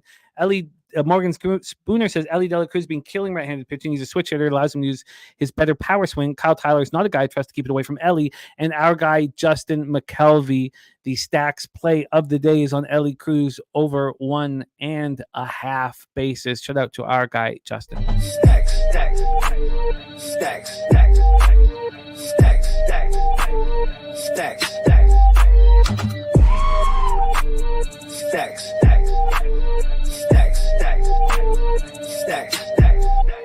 stacks, stacks. Kong, it looks like we have our date. I just need to confirm it today. So it looks like we'll have our date. So we'll talk about it tomorrow for our poker tournament. It looks like we're only going to have one. Maybe we can build it up if we just have one instead of having, multiple. So it looks like we're going to have one. It looks like the date will be Friday, the 31st of August. But again, that will be confirmed today here. Some quick random breaking news. Obviously, I'm sure you heard that the White Sox fired Pedro Grifol already, but your guy Charlie Montoya also got the can too. Good. So he's not going to be the interim. Good. The guy gets no compassion for me. Ozzy. Come on. He just won a championship in Venezuela. Let's go, Ozzy. We need it. It is 33-33 France, Germany. Wow, just like that. Now, again, there is a real risk expecting a team to lose again by the same number. And obviously, just seeing it 33-33 makes me feel better about my Serbia action. But I'm telling you, I want to go against it and fade the Argos again tomorrow, which I haven't done yet. Line's moving towards the Argos. But here we go. Reds, Marlins, Jose, 6:10 p.m. Eastern. Take it away. This feels like yesterday's start with the Giants and the Nationals again. I do not want to fade Hunter Green. I really do not. But that line movement is going to have to push me in that direction. And I'm going to do it the PSAFE method. I'll be PSAFE here. I thought team total over. Sure, it's a good bet. Bullpen's kind of rested, though. So I'll stick with a first 5 team total over here. First 5 team total over 1.5. Again, 2 measly runs from Hunter Green is still a good ass start from him. And we're getting even money. So Miami first 5 team total over 1.5, even money. And honestly, I think amongst my favorite bets in baseball are these first 5 team total over 1.5s. Just feel comfortable and safe. You score 1 run, you're just right there. Feels great. So yeah, I think this line movement's a little telling. I've bet the Marlins 3 straight days now, maybe, and I'll continue to do so here. And I messaged you about how sharp that Snell first 5 team total over 1.5. And I messaged you before the game. It was just a sharp look. It cashed very easily in the 3rd inning. And doing it here is a very sharp look. I can't do it with you. But it's a very sharp look. Oldie taking Marlins team total over 3.5 at +115. I like that. Yeah, I like it, Oldie. I was very close to that as well. Because this Reds bullpen's not pitching very well right now. No, yeah, it's not. And I almost doubled up. I really did. Because, again, I'm scared. 1-0 Giants, apparently. I'm scared to fade Hunter Green. So, I thought in my head, why am I only fading Hunter Green by taking a first 5? And I think I'm just doing it for the lower number, honestly. So I'll take the 2 runs here. And we'll see. By the way, apparently Hertz has walked 3 batters already. Jesus These 2 teams rake lefties. So I get it here. 1-0 Giants. I bid you adieu on that one, but I wish you the best here. So you went back to the well on a first 5 team total over after a sharp look yesterday. I'm doing the same thing in our next game at 7:05 p.m. Eastern with Angels, Yankees. I am again on the Angels first 3 +0.5. Yeah, I just picked the wrong Angels game, apparently. Fuck. Well, Will Warren was the fade. And here, Nestor Cortez may or may not be the fade, by the way, Locked and Loaded says you guys will regret taking Montas. Braves money line. They're starting to hit, and Kelnick has moved back to the one spot where he belongs. Just Locked and Loaded. That's a fun By one. you guys, he just means me, I think, Jimmy. No, there's others. Wine Time also. That's a fun. I've got that copied and pasted. Locked and Loaded. Respect. That's a fun take. It's fun going up when you need to have conviction to go up against some of these market moves, and it's interesting and exciting. Agreed. And by the way, Troy, I gave you your flowers off the top, Troy. Don't think I didn't give you your flowers. I gave you you told you so's. You were right. But respect. Now, you guys could easily say, Jimmy, you're a little bitch. Just take them on the money line. Oh. That would be fair. +170 on the money line. But I have to bet it. And look, it's hard. It's hard to take a +170 first 3. It's just hard. It's easy to give it out and say, oh, yeah, I'm on the Angels first 3 +170. But you're putting your money down. I couldn't do it. And I'm not doing it here. Call it what you want to call it. I'm Fucking alcoholic. Okay, let's roll. Angels, Yankees, Yankee Stadium in Bronx, New York. I got the first three plus a half at -110. I know Bet365 doesn't give out the best lines for first threes. It is what it is. So I've got this first three. I got -110. I'm curious to see what it is right now. I haven't looked in a while. Probably hasn't changed. These first threes rarely do change. Still plus 170 on that. Okay, now it's plus a half -120. That's fine. Moved 10 cents. Moved 10 cents in my direction. I like that. Again, this is a Nestor Cortez fade, and it's something that Jose's got in my head. Cortez has not been good this year. He's being attacked by Jose throughout the season. Nestor Cortez 5-9, 4.16 ERA. He's allowed 20 home runs and 129 2/3. Jose was right about it. Coming off the issue is home road splits here, Jimmy. I'm sure you saw those. At home, he's got a 2.48 ERA, a 207 opponent's batting average. You know what? Do you see Tyler Anderson's home road splits? No, I do not actually. Tyler Anderson has a 1.84 ERA. He's allowed just 5 home runs and 58 2/3, and opponents are hitting 172 against him. So, look, Tyler Anderson gets an opportunity to pitch in Yankee Stadium at night, packed Yankee Stadium. He's an old vet. This is a wonderful opportunity for him. I need 9 outs. The Yankees are hitting lefties with a ton of power, low average, 225, 793 OPS. Angels versus lefties, 242, but just a 644 OPS. Angels bullpen has been better than the Yankees bullpen. Okay, so let's take a look at the weather here in New York. 72 Fahrenheit, 8.6 miles per hour in. It's supposed to drizzle late. Again, I'm only in it for the first 3. Johnny K looking at it. Judge Homer in this one. Line history-wise, this is sitting right now with an 8.5 at -114 to the under. It opened up at a pick'em, basically -107 to the over, -105 to the under at 8.5. And then this got to 8. It didn't last long at 8. It lasted there for a minute. And then got to 8 again about an hour later. This time it lasted for about 15, 16 minutes. So overall, we've had a 10-cent move to the under. And it's not beyond Tyler Anderson to pitch, to give me 9 outs. I mean, it's just this first 3 plus a half has been working for me. But again, if I just took the money line, it would have been working better for me. This line's not moving towards the Yankees. It's moving towards the Angels quickly. They opened up at plus 233. They're now at plus 203. Look, there was lots of different ways to handle this, and I chose the one that appealed to me the most.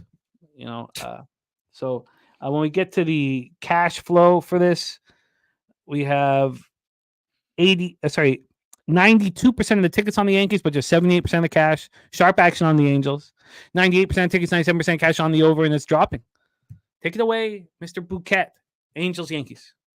So here's something for all you college kids out there in a speech class. If you ever need an attention getter to start off your speech to really captivate your audience, and Nunya agrees with me, Jimmy's saying, call me a bitch, will definitely grab your attention. If someone says, you can call me a bitch, blank, blank, blank, you're immediately interested in what they're saying. I'll say that. So I got my attention was perked up there. I like your bitch bet, Jimmy. I mean, I'm right there with you. Angels, money line, I'm probably going to roll with it. I need to determine first 5 full game what I'm going to do there.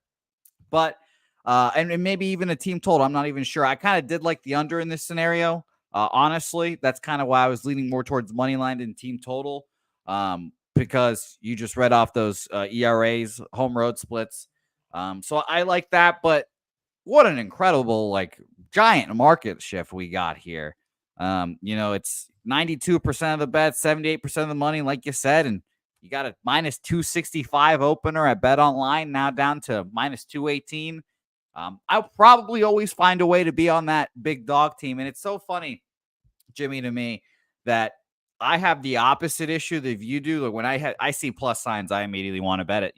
That's everyone's MO with me right now. And I've shied away from favorites. Any kind of juice I stay away from. So betting, your -300 fades are easy to me, but betting a -160 is extremely difficult for me. So that's just obviously psychology,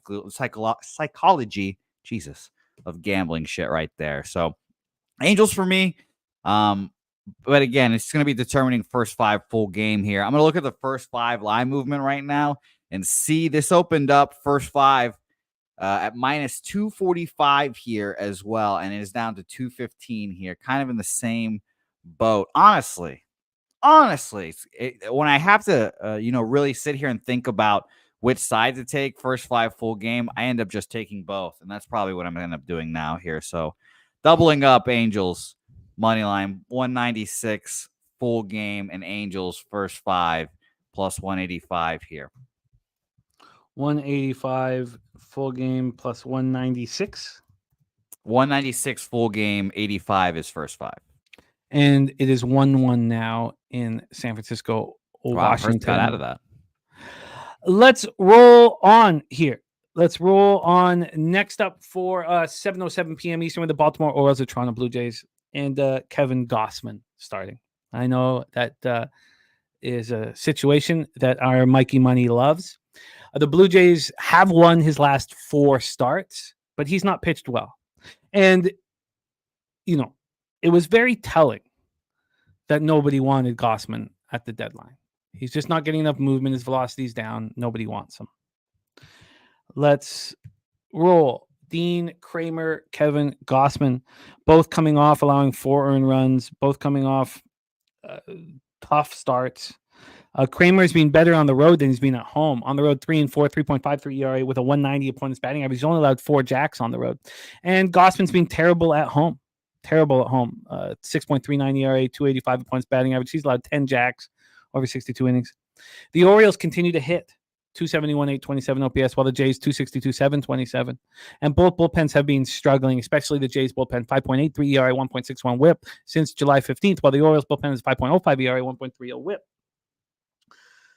The weather is supposed to rain at some point, so the roof will close. Of course, a lot of you guys know that the ball travels further when the roof is open. So now the roof is closed. Now that's not being confirmed by anybody. We have some rain in the forecast. If anybody can confirm that there is a rain supposed to be in the forecast, I can do that when Jose's talking too. But it says that there's supposed to be drizzle. Oh, fuck. The Brewers are apparently up 2-0 already. Wow. I need to double check that. Apparently, I just looked on live betting sites to see. Yes, 2-0 Brewers in the top of the first. Gotta trust that market, man. But I can't trust Montas. What I should have done then is bet the over. If they're saying I have the under 9, which is not as great for me, but at least the Brewers are winning. Wine time. Just got back from the beach. Got a few minutes before we go out. Wanted the Jays just from looking strictly at the market and line. Something seems fishy about this line. Wish he had his laptop. And God bless Wine Time, by the way. God bless Wine Time for being in Spain, the beaches of Spain. But you know what's on his mind? What the fuck is the line movement going on in Toronto, Baltimore? Shout out to you, Wine Time. Yeah, he's a great guy. Let's roll into. So roof's going to be closed. Ball won't travel as much. We have a big move towards Gausman. Orioles open up minus. No, it's not a big move. Sorry, I take that back. Orioles open up minus 112. Now they're minus 107. Jays opened up at plus 104. Now they're minus 101. So not a big move. I was a little quick on that. Very small move, but a move nonetheless.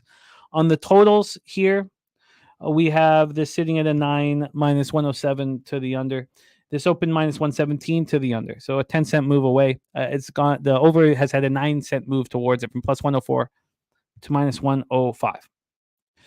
So here, let's get into the cash flow for this spot. Now, Mikey's disdain for Gausman, it's helped me because I've, pretty much stayed away. I was on the over first 5 over with the Stroman Gausman start, but that was more of Stroman, fading Stroman. But Gausman didn't pitch very well either. 98% of tickets and 99% of the cash on the over. 68% of the tickets and 89% of the cash on the Orioles. Look, we did this yesterday. The line was moving towards the Blue Jays. The sharp action was on the Blue Jays. But Jose didn't care.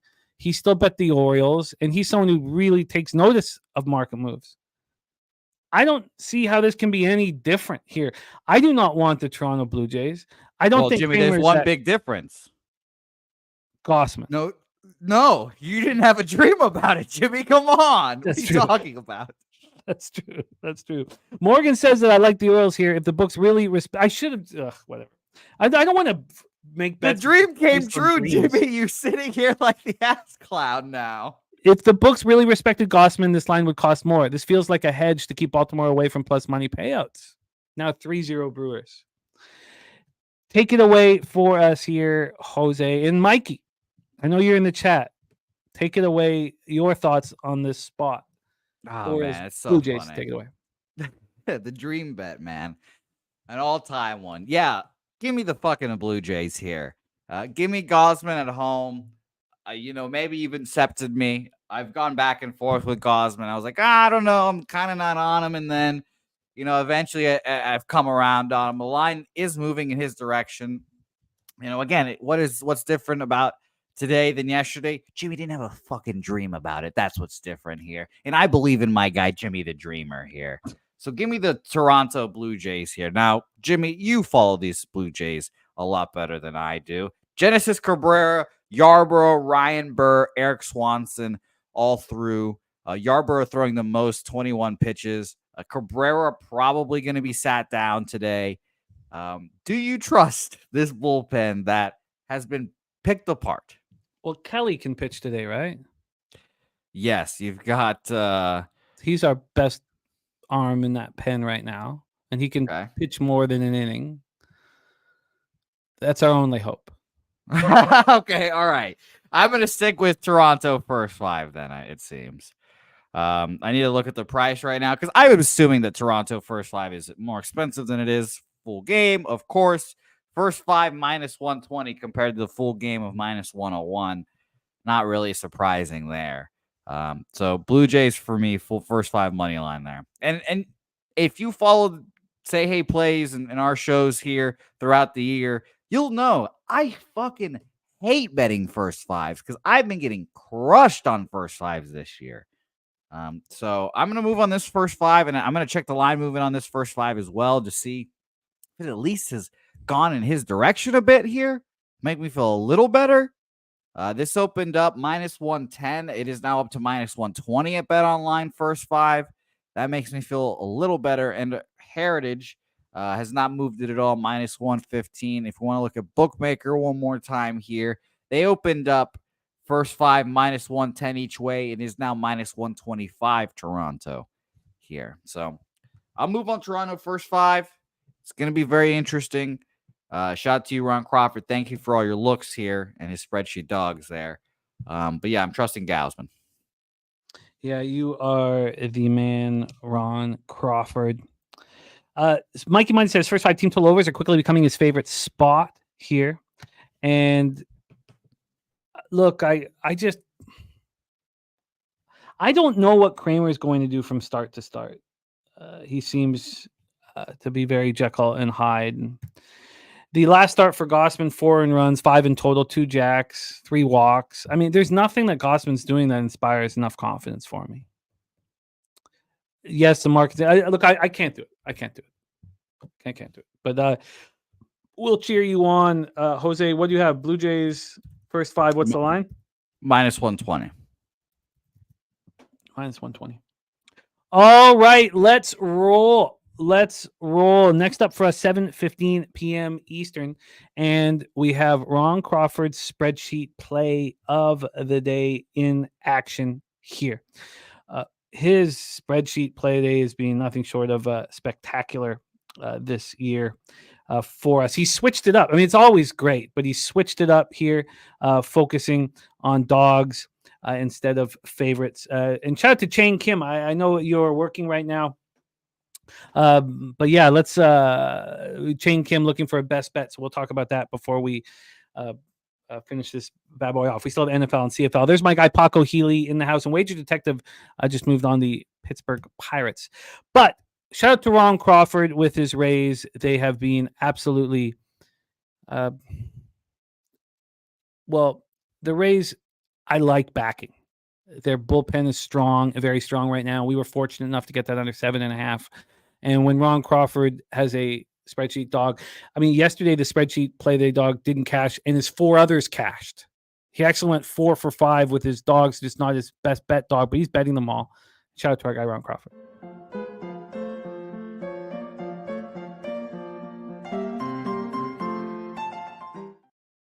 Interim manager for the Chicago White Sox, Grady Sizemore.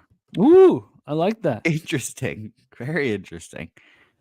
TJ moved on the Rays at plus 113 a few hours ago. He's happy to hear that Ron is on at Wine Time Sports on the Rays money line. And your grandma is wearing your sister's panties again. Play of the day is Tampa Bay and the under 8.5 for our guy Mikey Money.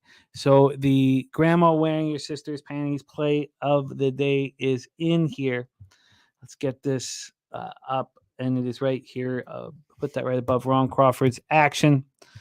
All right, so a lot of love for these Rays, and shout out to grandmas everywhere.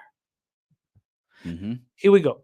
Busch Stadium in St. Louis, Missouri. Let's get into the weather. 86 Fahrenheit, 8.4 miles per hour, left to right, slightly in, dies down to 7.2 miles per hour. The Wizard of Boz, who we backed in his last start. It was against Kikuchi. And I could have taken Boz first 5 plus a half.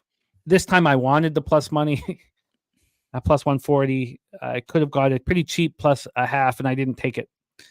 And Boz allowed 2 runs in the 4th inning. It was 2-2 after 5, and it was a push. That was on Friday. It was a nice start at the Astros. A very nice start. Kyle Gibson's not pitching. The worst part about that, Jimmy, was that we talked about that plus a half that for like the whole breakdown too. I know. But the thing was, I was on 4 first 5s, and they were all plus money. I believe one was minus 105. But there was 3 of them plus money. I was like, why would I cut? I just. If they were all plus money, I was like, I'm going to succeed with this. I pushed 3 of them. But crazy. Yeah. Boz Gibson. Gibson's not been pitching very well. 4 earned runs in 7 innings last start. 7 Ks, 1 walk. It wasn't bad. 5-4 win of the Cubs. 7 innings is strong. At home, he has struggled. 4.92 ERA, 297 opponents batting average. Now, he's only allowed 5 jacks, but he can't get strikeouts when you need him to. Rays versus righties since July 15, 218, 688 OPS, while the Cards is 241, 679. The Rays bullpen being elite, 2.24 ERA, 0.85 whip. Let's take a look at the line history here. We have the total now at 8 at minus 114. Oh, it opened at 8. Sorry, I'd seen it at 8.5. Got up to 8.5 at 1:30 this morning, then back to 8. Got up to 8.5 again at 12:10 p.m. Back to 8 right now. We've had no movement on the total, just sitting there. On the money line, we have the Braves at plus 109. They opened up at plus 113. They're now at plus 109. They did get down to plus 107. There's been a couple cents of buyback on these Tampa Bay Rays. Let's get into the cash flow for this spot. We have 94% of tickets, 94% of cash on the over. We have 25% of tickets and 41% of cash on the Tampa Bay Rays here. And that's Monica says Braves. Time to go clap some cheeks for that's Monica. And JBZ says Rays 8-1 on Thursday, undefeated on the road. Their only loss was at home back in March. Robert Franklin on Tampa Bay money line. Why would we not back the Tampa Bay Rays here, Jose? I'm on them. Tampa Bay Rays full game plus 106. It's funny. I make fun of Daby Cab sometimes for his betting Seager and whoever every day, and it's been obviously a cash cow for him. So I shouldn't really make fun of him. But who doesn't love busting balls? But I mean, I basically do the same with pitchers. I back my pitchers when they come up, and I back them quite frequently. And Shane Baz was one of my guys this year. So is Taj Bradley. He had a shit start yesterday, Taj. I'll probably be on him next time again too. So Shane Baz for me. We'll back him. We'll continue to back him. Plus 106 Rays full game money line for me. I will join you and the squad with the Rays on today's show. It also, it helps that everyone's on the Rays that we trust here. Obviously. And I forgot to mention Crystal Craig's play today. We talked about it off the top, but it's Jackson Holiday over 1.5 bases at plus 160. Holiday He's heating up. at plus 160. I know Okay. you saw that home run from him yesterday too. Good God. Yeah, he's the real deal. Rays plus 106 for Jose. I'm going to join him. Mikey Money, your grandma wearing your sister's panties again. Play today. Tampa Bay in the under 8.5. Ron Crawford, the play of the day is the Rays. All right, let's move on. 9:40 p.m. Eastern, we have the Detroit Tigers at the Seattle Mariners at T-Mobile Park in Seattle, Washington. Kenta Maeda wasn't listed for a long time. Is he listed on the books now? Yeah, I had him listed in the books. I didn't have him listed at ESPN or anything, but the books had him up. Kenta Maeda has not started since July 9th. He got lit up at home versus the Guardians. He has been worse on the road than he's been at home. He struggled mightily this year. His last appearance was August 3rd. He went 3 2/3. He got touched there too. I mean, he's just been horrific all year long. I can't imagine he's going to be in there long. On the road this year, in 31 innings, he's got a 10.45 ERA, and opponents are hitting 346 against him. Brian Wu has been spectacular. He started the season late due to the forearm injury. He's had some forearm tightness. He's had hamstring tightness. He's had a lot of things going wrong with him. But he continues to deliver. Coming off a 10-2 win at home over the Phillies, no earned runs over 7 innings, 6 Ks. He's got a 0.87 whip on the season. He's only allowed 4 home runs in 16 2/3. And at home, he's been unhittable. They've hit 1 home run off him in 28 1/3. He's walked 2 batters in 28 1/3. 3-0, 0.95 ERA, 265 opponents batting average. Tigers versus righties, 221, 648 OPS. Mariners versus righties, 222, 729 OPS. And both the Tigers and Mariners bullpens have struggled of late. This is a spot where, you would think this would be in the cash cow realm. Opening up at minus 197, now minus 209. It did take a while for the line to move towards the Mariners. It wasn't until 10:51 a.m. where the line moved towards them. And let's take a look at the total here. Now the line has moved finally Immediately towards them. 2-0 San Diego. I knew not to trust Ortiz.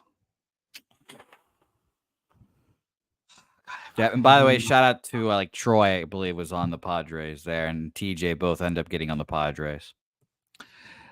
It's frustrating. This total opened up at 7, juice to the over at minus 120. It's now 7.5, heavily juiced to the under. It really hasn't moved much at all. Let's take a look at the cash flow for this one. Machado bomb. That error he had yesterday was just so frustrating. You have 93% of tickets, 93% of cash on them. 85% of tickets, 75% of cash on the Mariners here. I don't want to leave money on the table, and I don't understand. I mean, this just seems like such an enormous difference between Wu and Maeda. The Tigers aren't hitting righties at all. Mariners are starting to hit them a little bit. Take it away. I can't wait to hear the breakdown. Yeah, I'm staying off this game too, but it's mainly because of a lack of trust in the Mariners offense. I'd consider taking a team total over here, maybe. I'm just ultimately just not trusting the Mariners offense to do anything for me. And Brian Wu has been solid, but it seems like every time Wu goes out, it's a hamstring, it's a shoulder, it's something. It's just not a guy I'm looking to count on here. So I stayed off this game. And by the way, the rain is coming down now very much in Giants, Washington, but they are pushing through. They are pushing this shit through. So very interesting. No action here for me. And by the way, fucking Willie Adames had a 2-out error in the Brewers-Braves game, and now there's 2 guys on, and it's very concerning. But no action here for me. I don't want to have the bullpens involved in this one. What would you have any interest in a Mariners first 5 minus 1? If I got it at plus money, I would. Money. Yeah, I would be more interested there. Yeah. It's minus a half. I'm just looking at 365 because I have it up. The Mariners first 5 minus halves minus 135. Yeah, and that's a bad line. That's a 365 line. Pinnacle gives much better lines on the first fives -0.5. And the tarp is out already in Giants Nationals. That's stupid. Those managers are going to be so angry. So the Tigers have to fly to San Francisco after this game too. You know, they played well in this series. It feels like they're just going to mail this one in a little bit. First half, Mariners -0.5, -127. Is that worrisome? Is that worrisome that it's not too expensive? The -1 or the -0.5?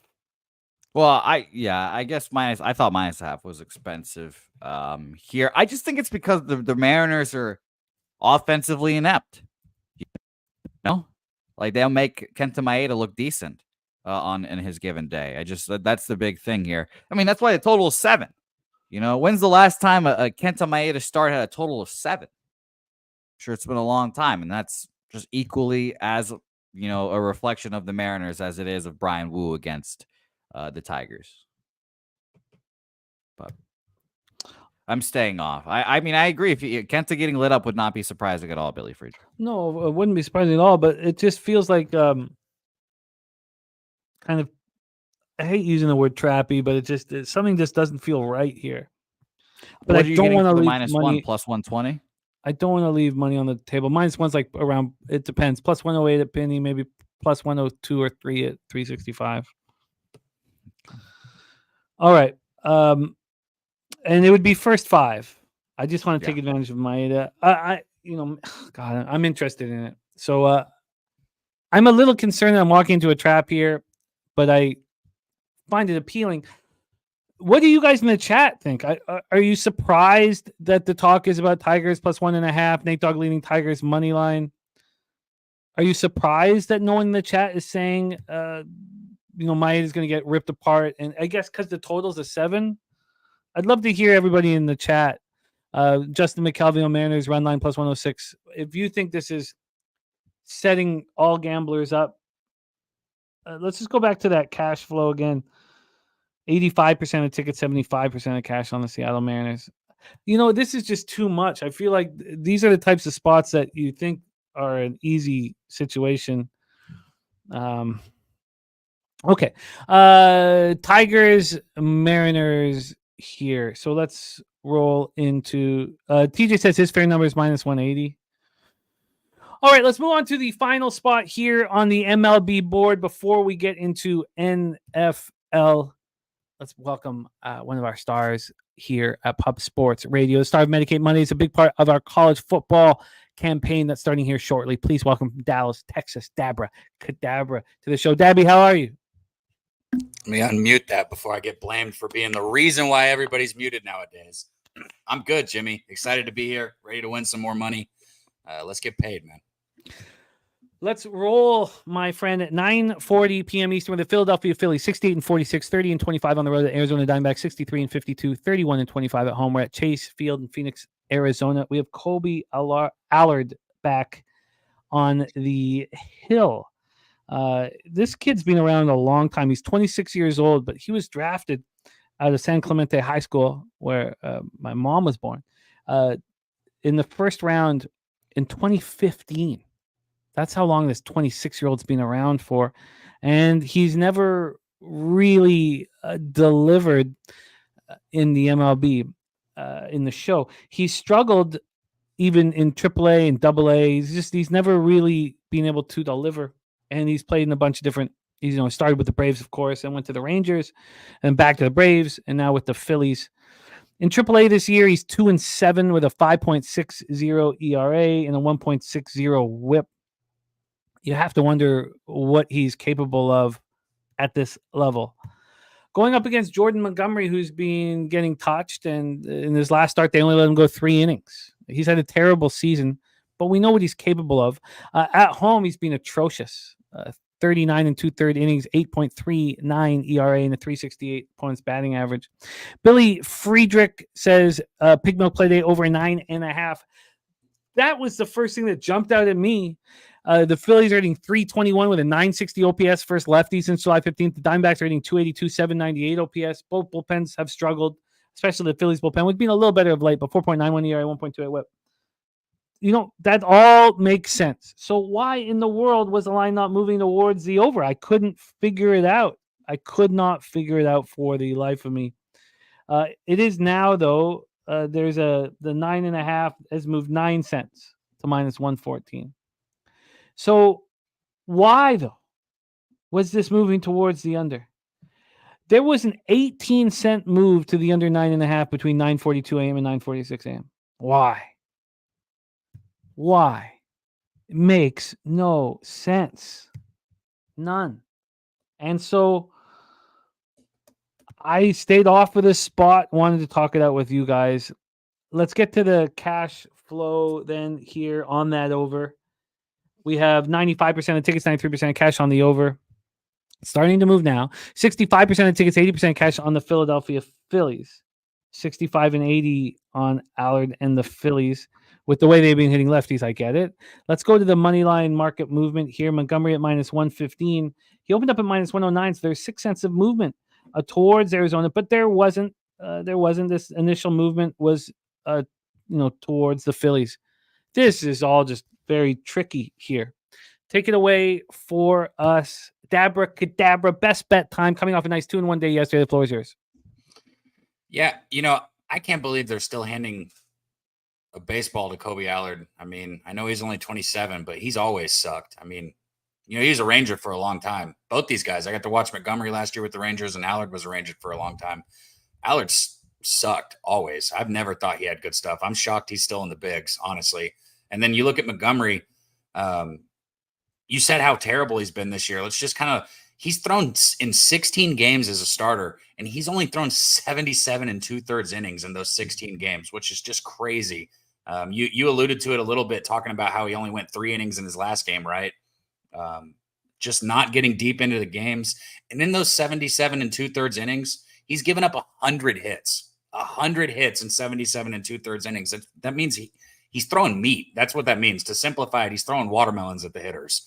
And I don't like hearing about the line moving early towards the under, but since I bet the first 5 over, which is what I'm on today, is the first 5 over, it's moved 10 cents towards the over, which I like to see. I did tweet it out. I got over 5 at minus 115 in the first 5 here. Both of these teams have just been destroying lefties. You went over the numbers, so I won't say them again. I don't see any reason why these two lefties come out here and just all of a sudden have a good game. Both of them suck. If I was looking at props, I love seeing that Mikey Money put Jose's favorite baseball player up there for the ribeye play of the day. I think it was the ribeye play of the day. It was for RBI. I don't know if it was ribeye play of the day. Let's say, who's my favorite baseball player today? Where was it? Oh, did I miss the ribeye play of the day? Trey Turner, there right? it is. You love Trey Turner, yeah. don't you? Trey Turner. I don't acknowledge him. Yeah, well, that's exactly what I just said. He's your favorite baseball player. I don't know who So that go is. ahead and acknowledge Trey Turner by highlighting him and showing the ribeye play of the day if you want. Wow. Trey Turner. I got you. Here, I can do it There too. we go. Thank you. Trey Turner at plus 150 is the ribeye play of the day. And speaking of cheek clapping, our moment of zen.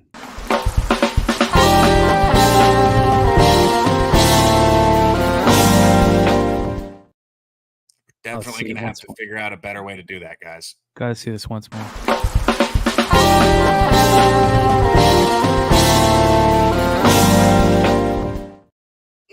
First 5 over 5 minus 115 makes a ton of sense. TJ saying if I was still doing a gift play, it would be the over in this one. I know it's obvious, but some of these obvious spots are for a reason. We get too much into a habit of fading these spots.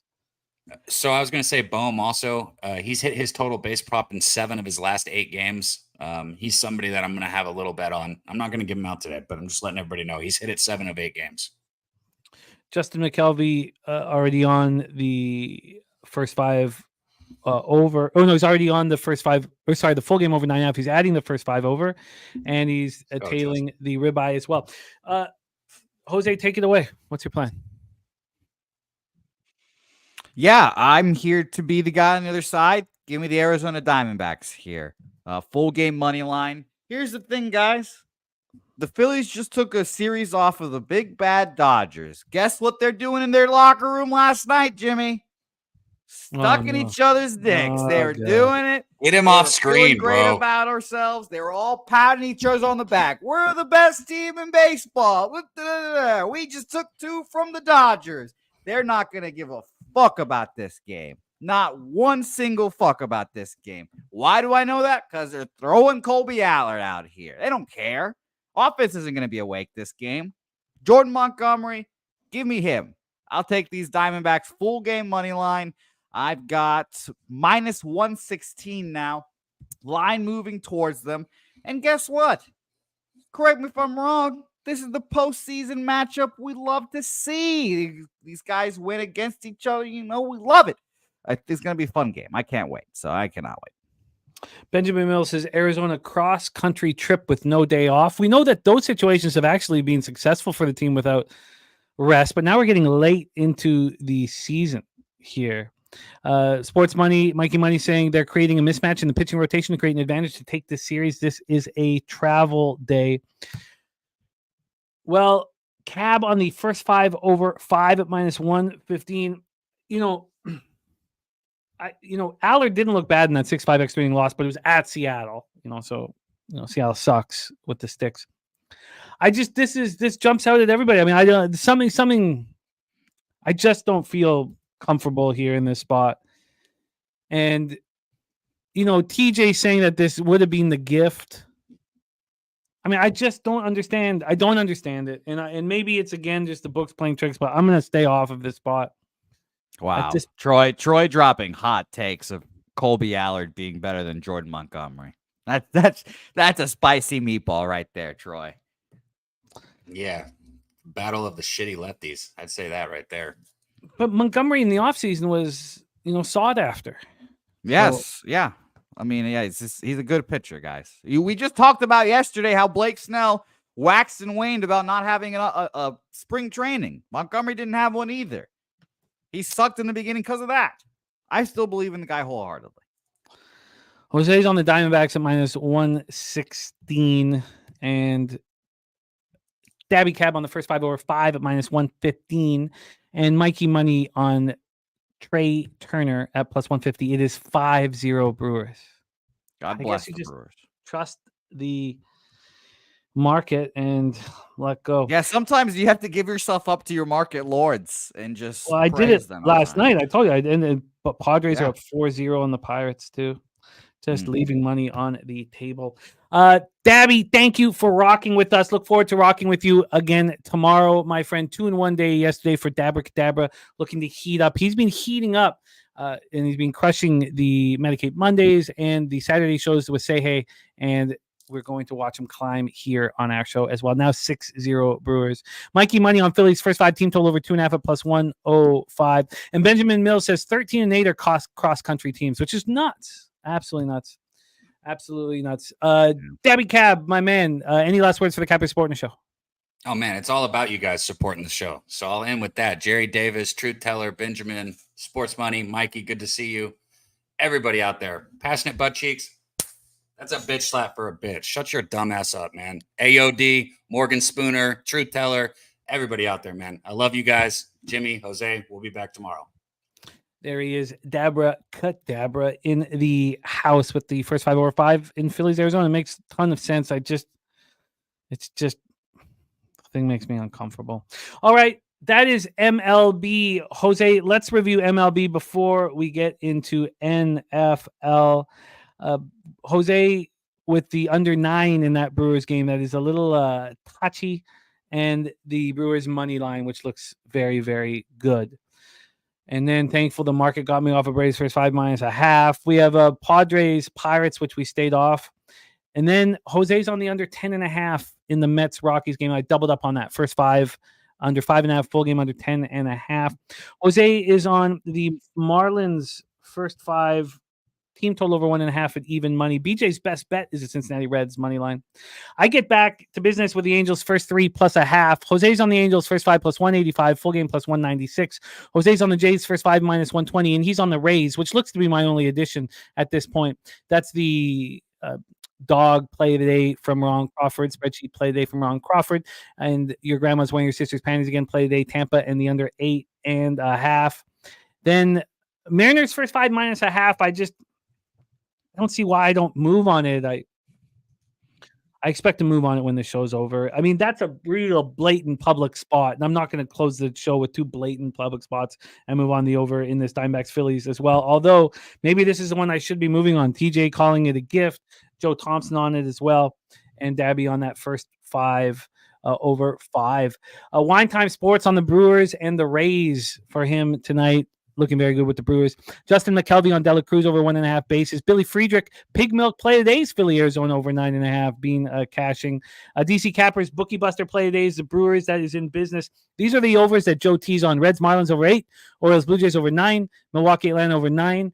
Giants Nats over 8.5, and Angels Yankees over 8.5. Crystal Craig play today. Jackson Holiday over 1.5 bases at plus 160. Joey Marinaccio, the Dapper Capper play today. Reds -1 at minus 130.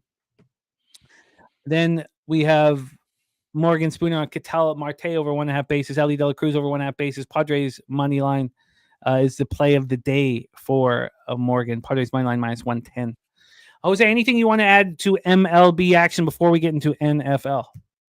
No. I just tweeted out my action, so we're all good. I kind of wish I didn't bet the under in the Braves game, but that's fine. Hopefully they just stop scoring, but it's going to be a whole lot of fun. And we have some horses today as well. But in the spirit of the Olympics, we have some racers today, so it's going to be a lot of fun. I like it. Can we do a couple heats? Or yes, I have it all set up, so don't you worry. I love it. Okay, lit picks in the house. Play today, New York Mets first 5 run line. Now remember, Jose, for our guy Chang Kim, we'd like to give out best bet opportunities here. Would you like to do it now? Sure. Or is that going to be your CFL? I don't think that's going to be a best bet for me, CFL. What is your best bet on today's card? I wish I could have given you out the Brewers here because I did think that was a good one. I think my best bet of the day will be the very last game we talked about here. I was back and forth between Rays and Diamondbacks. A lot of our cappers like the Rays here today, so I will give out the Arizona Diamondbacks money line -116, believing in Jordan Montgomery and thinking that these Phillies are taking a bath today and not worrying about this game at all. And truth teller, best bets, Brewers and Padres looking so good. Be back-to-back 2-0 days for the shout out to you, Truth teller. I also like the under. I guess you got me on as well. That's another good one. Yeah, you know what? My best bet's in NFL. So let's get into NFL. NFL? I think it's going to be in NFL, but let's see what the market is doing. I expect it to be in NFL. And it's going to be in the second game, but we'll see how this bangs out. Let's roll on to the American gridiron here. These are 2 pretty interesting games. What did we see in the Hall of Fame game is when there's quarterbacks with skill who've shown the ability to succeed at times in the NFL, get a chance to go up against these backups, they can deliver. And we've had back-to-back 2 years ago was the preseason of my wildest dreams. Last year was a winning preseason. We can win in the preseason. It just takes time. And tomorrow's card is going to be a little more difficult. Let's get down to business. 7 p.m. Eastern with the Carolina Panthers at New England Patriots at Gillette Stadium in Foxborough, Massachusetts. 69 Fahrenheit, cloudy, 5 miles per hour is the wind. And we have Canales and Jared Mayo beginning their head coaching careers. Let's get into the line history here for this one. Sorry, let me just quickly move over to NFL and break this one down. We've had a huge move towards New England. Just a ridiculously giant move. This opened up at -1 at some books. It opened up at Pinnacle at -2. And this was 6 days ago. So it was last Friday that it opened up in the morning, -2. It started moving right away towards the Patriots. It got to 3.5 within 24 hours. Then it got to 4. And then it got to 5 on Tuesday. Then it got to 6.5 on Tuesday afternoon. God, it just kept moving. And now there's been some buyback. This morning, there was a 13-cent move to the Panthers. Now, again, this was at plus 6.5. So they went from plus 6.5 to plus 106 when it looked like we were going to see a 7, and it went to plus 6.5 at minus 107. So just a huge move to the Patriots, and it's pretty easy to see why this is. On the total, this total is climbing fast. God, that pisses me off. Damn it. Just should have waited. This total opened up at 34. It went up to 34.5, and then it dropped down to 33.5. That drop made sense to me. It made perfect sense to me. We've seen this start to get hammered to the over. Now at 34.5 and juice to the over. We see 35s. Damn it. That very, very, very aggravating to see that. Carolina was and has been horrific for a long time. 6 straight losing seasons, 5 head coaches in 3 years, finishing 2-15, an owner with his meddling hands in player personnel decisions. They went 1-10 under Reich, 1-5 under Tabor. It's not important that when we cap preseason, we're not sitting here capping what their season's going to be like, what game one's going to be like. We don't need to talk about it. They've had a major changeover in their roster. Their offense was horrific last year, 31st in scoring offense, the worst in total offense and passing offense. And there's been a big changeover. They do bring on Deontay Johnson to help Bryce Young.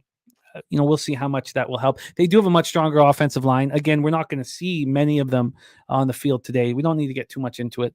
What we know is Bryce Young is not going to be there, and we'll barely see any of Andy Dalton as well, which means it's Jack Plummer, Jake Luton.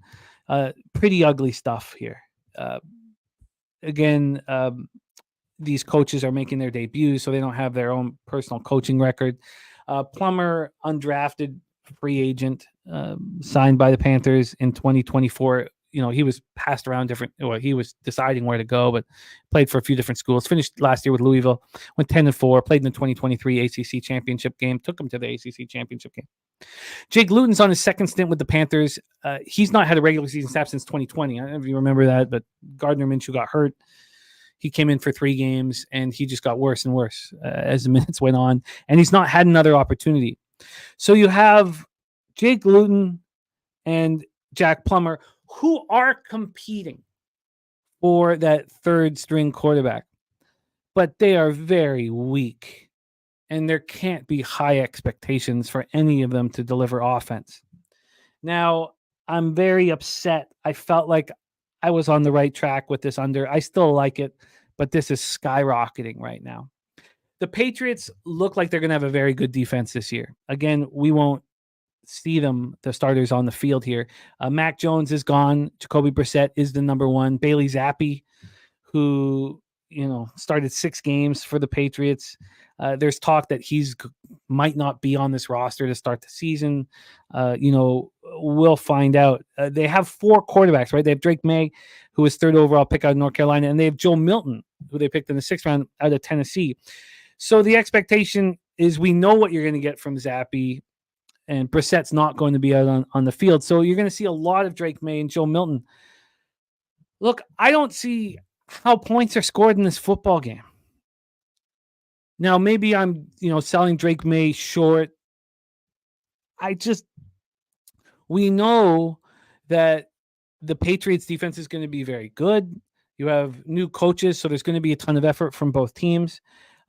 The new players that the Patriots have brought to help the offense, which we know won't do much. Antonio Gibson at running back, Austin, Hooper at tight end, KJ Osborne, a wide receiver. We don't expect to see any of them on the field. So who's going to be running the ball? The likes of Kevin Harris, their rookie Terrell Jennings. You'll see Michael Hasty. In the passing game, you'll see Jalen Polk and Javon Baker, Tyquan Thornton, Jaquay Jackson. But this offensive line, so this is the problem why I don't really understand why the Patriots should be this big of a favorite. Their offensive line, just like last year, is already dealing with injuries coming into the season. They're going to be very pensive about putting any important offensive lineman out on the field when they're already dealing with injuries. I like the under. I bet it, and I obviously should have waited. This is going to come back to haunt me, I imagine. God, I really did not see this going up this high. So that's that. Upsetting. I'm on the under in game 1, Panthers, Patriots. Let's move on to game 2. Now, this is the fun one here. There is weather issues at MetLife Stadium, East Rutherford, New Jersey. 71 Fahrenheit showers, 9 miles per hour. This is, I think, best bet stuff for me here. So, Giants, of course, were on Hard Knocks, preseason edition. They took a lot of heat. Brian Daboll comes in off this 6-11 year.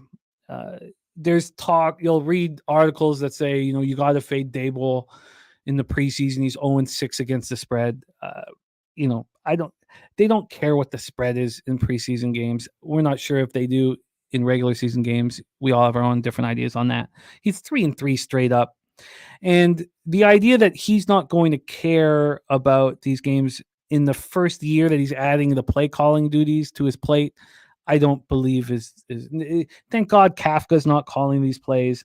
We know what Daboll has done calling plays. He did a great job of it in Buffalo. Before we get to the line history, I did realize I didn't give you guys the cash flow in that first NFL game, and that's my apologies.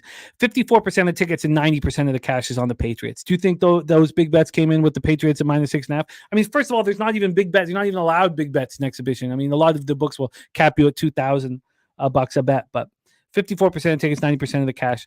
On the total here, you have 88% of tickets, 67% cash on the over. Look, I think the sharp move is on the under in Panthers Patriots, but obviously I should have.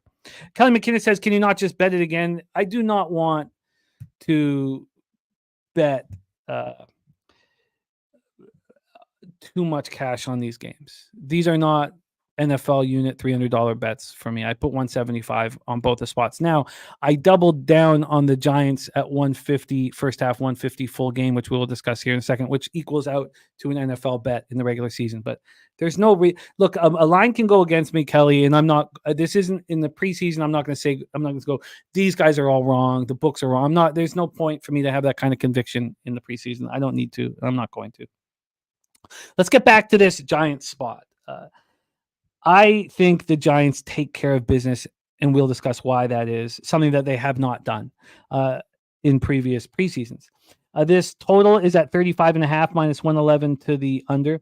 It opened up at 36, got up to 36.5, started dropping. Now it's climbing back up, and then there still has been a half-point move towards the under. On the spread here, we have -3.5 at -106. We've talked a lot about certain cappers, like Sean Higgs and Troy Torrance, who both were excellent in NFL last year, getting more confident with a line at 3.5 than at 3 for the favorite.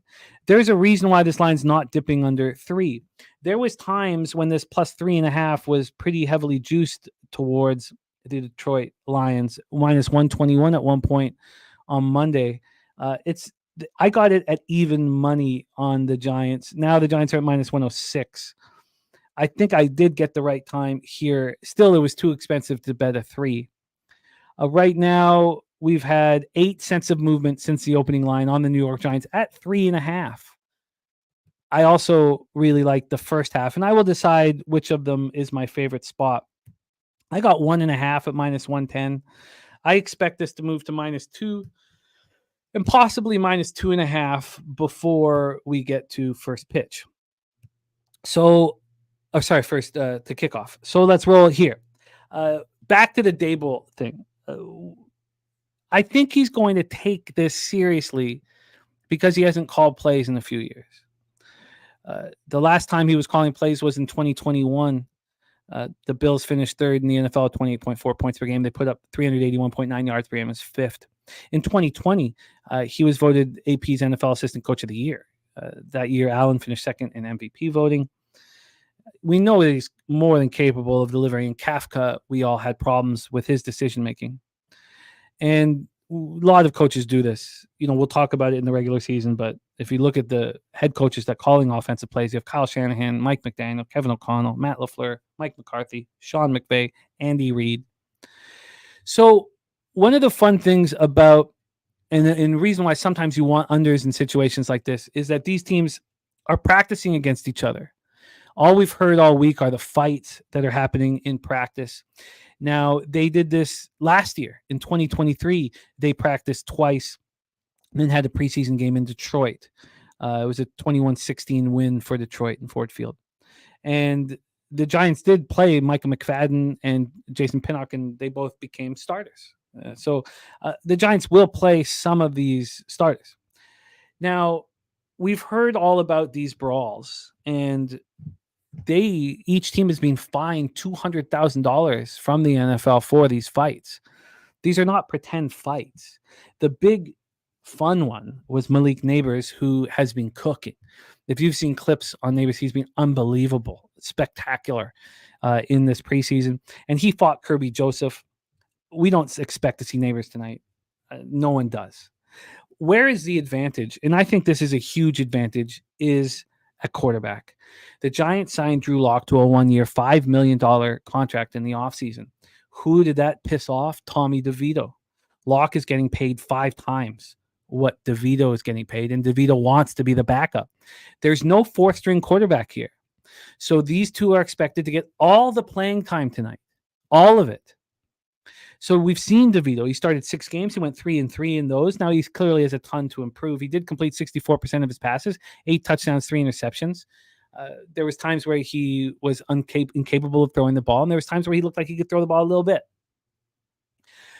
There is a huge advantage, in my estimation, with Drew Lock and Tommy DeVito. Drew Lock's going to want to come in here and show why he got the $5 million contract. Also, Danny Dimes, coming off a bad injury, who's been very questionable in the past. There's no reason why Drew Lock can't find himself as a starting quarterback at some point this year, and he's going to want to show it right off the hop. And Tommy DeVito's going to want to show why he should be the backup. I expect these quarterbacks to play well here.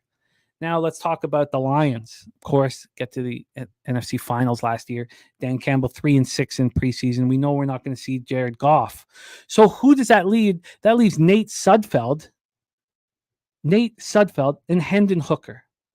Now, Hendon Hooker, 2022 SEC Offensive Player of the Year at Tennessee, he got hurt last year in the preseason. We didn't see him. He tore his ACL. They brought out the depth charts, a few days ago, and Sudfeld was number 2. Hendon Hooker was number 3. I've got quotes from Campbell. He says, yeah, really, he, being Hendon, just needs to take a step up. We feel like by the end of the camp, this guy, he can run this offense. He can be somebody. We know that, man, we can play the game a certain way with him. We know he's going to be able to process the information. He's going to get us in the right play. He's going to keep the ship afloat. That's it. We don't need him to come in and win a game. You just want to feel like, all right, he's comfortable.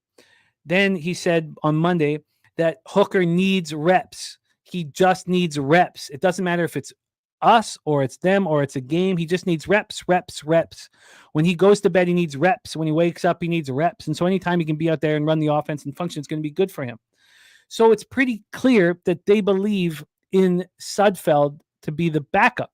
Now, Sudfeld was drafted in 2016. He hasn't started a game in the NFL. He's not expected to do much here. So you have Hooker coming off the injury. You have Sudfeld. So they're both coming off injuries. Sudfeld was in the preseason. My bad. I was reading. Hooker was in the torn ACL in November in 2022. Still was a 3rd-round draft pick. But we didn't see him. He was rehabbing, getting back to full strength. So I screwed that up there. So with all this said and done, there's a huge advantage to me with Drew Lock and Tommy DeVito over Sudfeld and Hendon Hooker. A huge advantage. So what is the best bet on the board here? It's either the Giants first half and full game. If you noticed, the Giants double result is only plus 105. And that was yesterday. I wonder what it is now. The Giants are going to win this football game. They're going to win it in front of their fans. I don't think it's going to be very high scoring. I think the Giants first half minus 1.5 might be better than the Giants full game minus 3.5. But the Giants have such an advantage at quarterback in this football game at home, with Daboll calling the plays for the first time since 2021. they take care of business. It's my best bet on the whole entire card today. So that is NFL. NFL, obviously, I thought I was on the sharp side with the under 33.5 in Carolina, New England. I'm not going to double down into it. And DC Kepper says, "What's your opinion on the total?" That we kind of need to see what the showers are. Remember, showers aren't rain, so I think the weather plays a bigger role in it. I think that the Patriots game is going to be lower scoring than the Lions-Giants game. Now the market's telling us otherwise. But the Giants first half, Giants full game, that's the best bet on the board. And there's a reason why this isn't coming down to 3. So there you go. There is NFL today, and we have a huge one for tomorrow. Mikey Money says he sees 15 now in USA Serbia. I like to see that. Now that makes him like USA. I've got 15.5 here, but that totals up to 189. Good God. What a mistake. What a mistake. TJ says the Giants double result is plus 100 for him. Lex Steele, it's great to see you. So, yes, I think that the New York Giants are the best bet on the entire sporting landscape today, depending on how you want to handle it. Mikey Money saying we're seeing it ping-ponging back up to 15.5. I just wish I had waited to move on unders in the Olympics as well as in that first in that first NFL game that we broke down. Earl Sports is on the Giants first half -1.5 and -110. I think that's a great look because what we think is happening there for Earl is that he's taking out the question mark of what Hendon Hooker going to do out there. Hendon Hooker could ruin this. I don't think he's going to. I really don't. But I get that. You're taking out the biggest question mark in this football game out of the equation. So I get that, Earl. Let's move on to CFL here. Frustrating 3-3 week last week. Very, very frustrating. Got to get in the black badly here this week. Let's roll. We have 7:30 p.m. Eastern action. Saskatchewan Roughriders 5-3, 2-2 on the road. Ottawa Redblacks 5-2, 4-0 at home. Newkirk taking the 4 points with the Saskatchewan Roughriders. We are expecting rain in the forecast tonight in 9 miles per hour. And I have moved on the under in this one. I guess I screwed up again. I didn't give you guys the cash flow on the Lions-Giants game. 91% of tickets, 81% of cash on the over. 91 and 81 on the over in Lions-Giants. And on the spread, we have 37% of the tickets and 73% of the cash on the Giants. I mean, the Giants is just clear, sharp action. Earl Sports Bets got the Redblacks at -125. He said he wouldn't bet it at -4. So G Martinez says he sees a 2.5 now on this one. It's 3 now at my book. I'm on the under 48.5 in this one.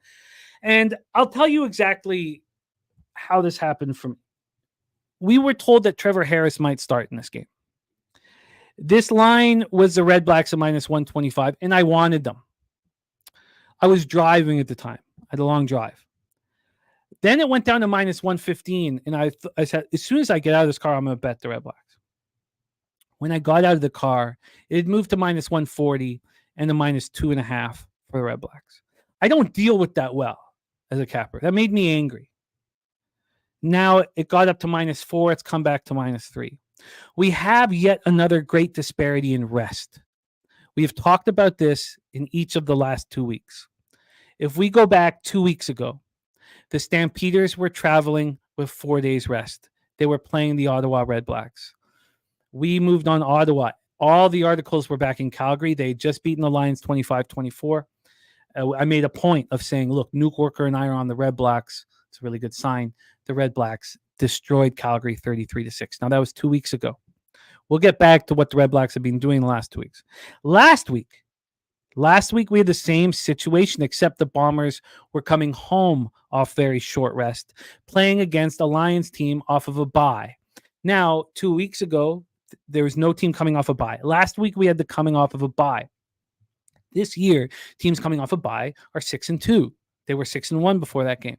But they've never succeeded in the CFL off a bye. Maybe that's a little much. But in the CFL off of a bye, everybody goes in their own directions. They're gone for the whole week. They come back. This isn't like the NFL. This isn't millions of dollars in the practice facilities. I don't trust Dice as a coach anyways. So what did we see with the Lions coming in off their bye? We saw a Winnipeg Bombers team that had been terrible in their game before. They had 5 days rest. They came home, and the Bombers shut out the Lions. That's in my head, but if I had got the minus 115, I'd be very confident when it went up to minus 200.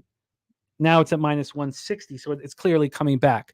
But what we just saw was a Bombers team with their backs against the wall deliver. Now, the Roughriders don't have their backs against the wall, but they just lost 42-31 to an Elks team that hadn't won all year. They allowed 276 yards on the ground. Corey Mace, who is a defensive specialist, was unable to put together a defense to stop the run. And it wasn't Trey Ford running the ball. So Mace is taking a lot of heat in the press. And now they've had very little rest, and they've got to come back, and they're dealing with a ton of injuries. So let's talk about the spot. Redblacks were last seen in a 33-6 victory over Stampeders. Everything went their way. Drew Brown went 30-37 for 325 yards and a touchdown. Pimpleton led receivers with 7 catches for 80 yards. He returned the punt 99 yards. Now, the game had already been decided when he returned the punt. Dominique Grimes caught 5 passes for 75. Justin Harden caught 7 for 65. Can this Rough Rider defense that got shredded by the Elks step up off of a short break? They allow 311.3 yards per game through the air. They don't have Ouellette. It's fine. Frankie Hickson's playing very well. They don't have, a left guard, an all-star right tackle. Not only do they not have Hardrick, the all-star right tackle, but they don't have his backup, Jacob Brammer. They have injuries on defense. Malik Carney, Jameer Thurman, Anthony Lanier. If you've watched Bob Dice of the Redblacks coach, he's extremely conservative. He doesn't take risks. I do not expect him to take risks in this one. And the Rough Riders defense just got embarrassed, and it's going to be pouring rain. Now, Shea Patterson's coming off his first 300-yard game. I do not believe in Shea Patterson, but he's proved me wrong throughout this. Look, I wanted to move on that minus 125, move down to minus 115, and then it moved up to minus 140, and I didn't bet it. So am I trying to come up with a reason why it was good that I didn't bet it? Maybe. Do I think the Redblacks are as good as they showed in that 33-6 win? Absolutely not. Under any circumstances do I think they're as good as that performance. Do I think they'll come in a little relaxed off the bye, undefeated at home? Yes. And that's that. Earl Sports says maybe Saskatchewan team total under is worth a look. Not a believer in Patterson either. Newkirk says Elks lost both games to the Redblacks more than the Redblacks won both games. That's very true. So, with all that said and done, yes, I wish I took the Redblacks at minus 115 and minus 125. Maybe I should have just pulled over and made the bet. But I don't like CFL teams off of buys. I never have. We just saw the Lions completely lay an egg off a bye, and they were coming off of a loss. The Redblacks are 4. So I said 3-0. They're 4-0 at home. Now they're going to play in the rain against a Rough Rider team that was just embarrassed defensively. And I think their defense is weak anyways. They were horrible last year, and they, kind of feed off the Mosaic crowd when they're at home. All said and done, the weather's not going to be good. I need this Rough Riders defense to step up. This is a Redblacks offense that is conservative despite how well Drew Brown's playing and how electric their wide receivers are. I'm on the under 48.5, which is where it is right now, under 48.5. Let's just go through the line history here at Pinnacle right now, because there has been a little bit of buyback on the Rough Riders. There are a lot of 2.5s across the board. It's still a 3 at Penny. But this just moved from 4 to 3 at Penny. And if you want the 3, it's even money. We see 2.5s at other books. And I'm okay being off of a side here. This total sitting at 48.5. I rushed when I saw Pinnacle move it down to 48.5. They had it at 49. I rushed and got in at the 48.5. There we go. Mikey Money said they cover by a rouge. Yeah, CFL teams off a bye are 6-2 straight up. They were 6-1, as I said, before that debacle from the Lions. And historically, they just don't come in with the edge that you expect. It's not like the NFL. Slatsy says Roughriders decimated 5 starters out, including 3 offensive linemen. Shea Patterson will be running for his life. That makes my under 48.5 more confident. I did think about doubling up. I really did. I'm not going to. Let it be. But I really thought about doubling up. DC Capper said Sudfeld underrated. We'll see. We'll see how that bangs out here. And Jermaine Connolly says, wonder if anyone tailed me on France on the alt line. Again, we know how difficult it is to beat a team twice in a row by the, it's just tough. Now, I'm not saying that USA won't do it, but I think Serbia shows up here, and we've talked all about that. Nice job, Jermaine. All right, that is football here tonight. So I think the New York Giants are the best bet on the entire sport landscape. But we know the Brewers and the Padres were, and a lot of you guys cashed on them. Stupid. My dislike for Frankie Montas got in the way of that.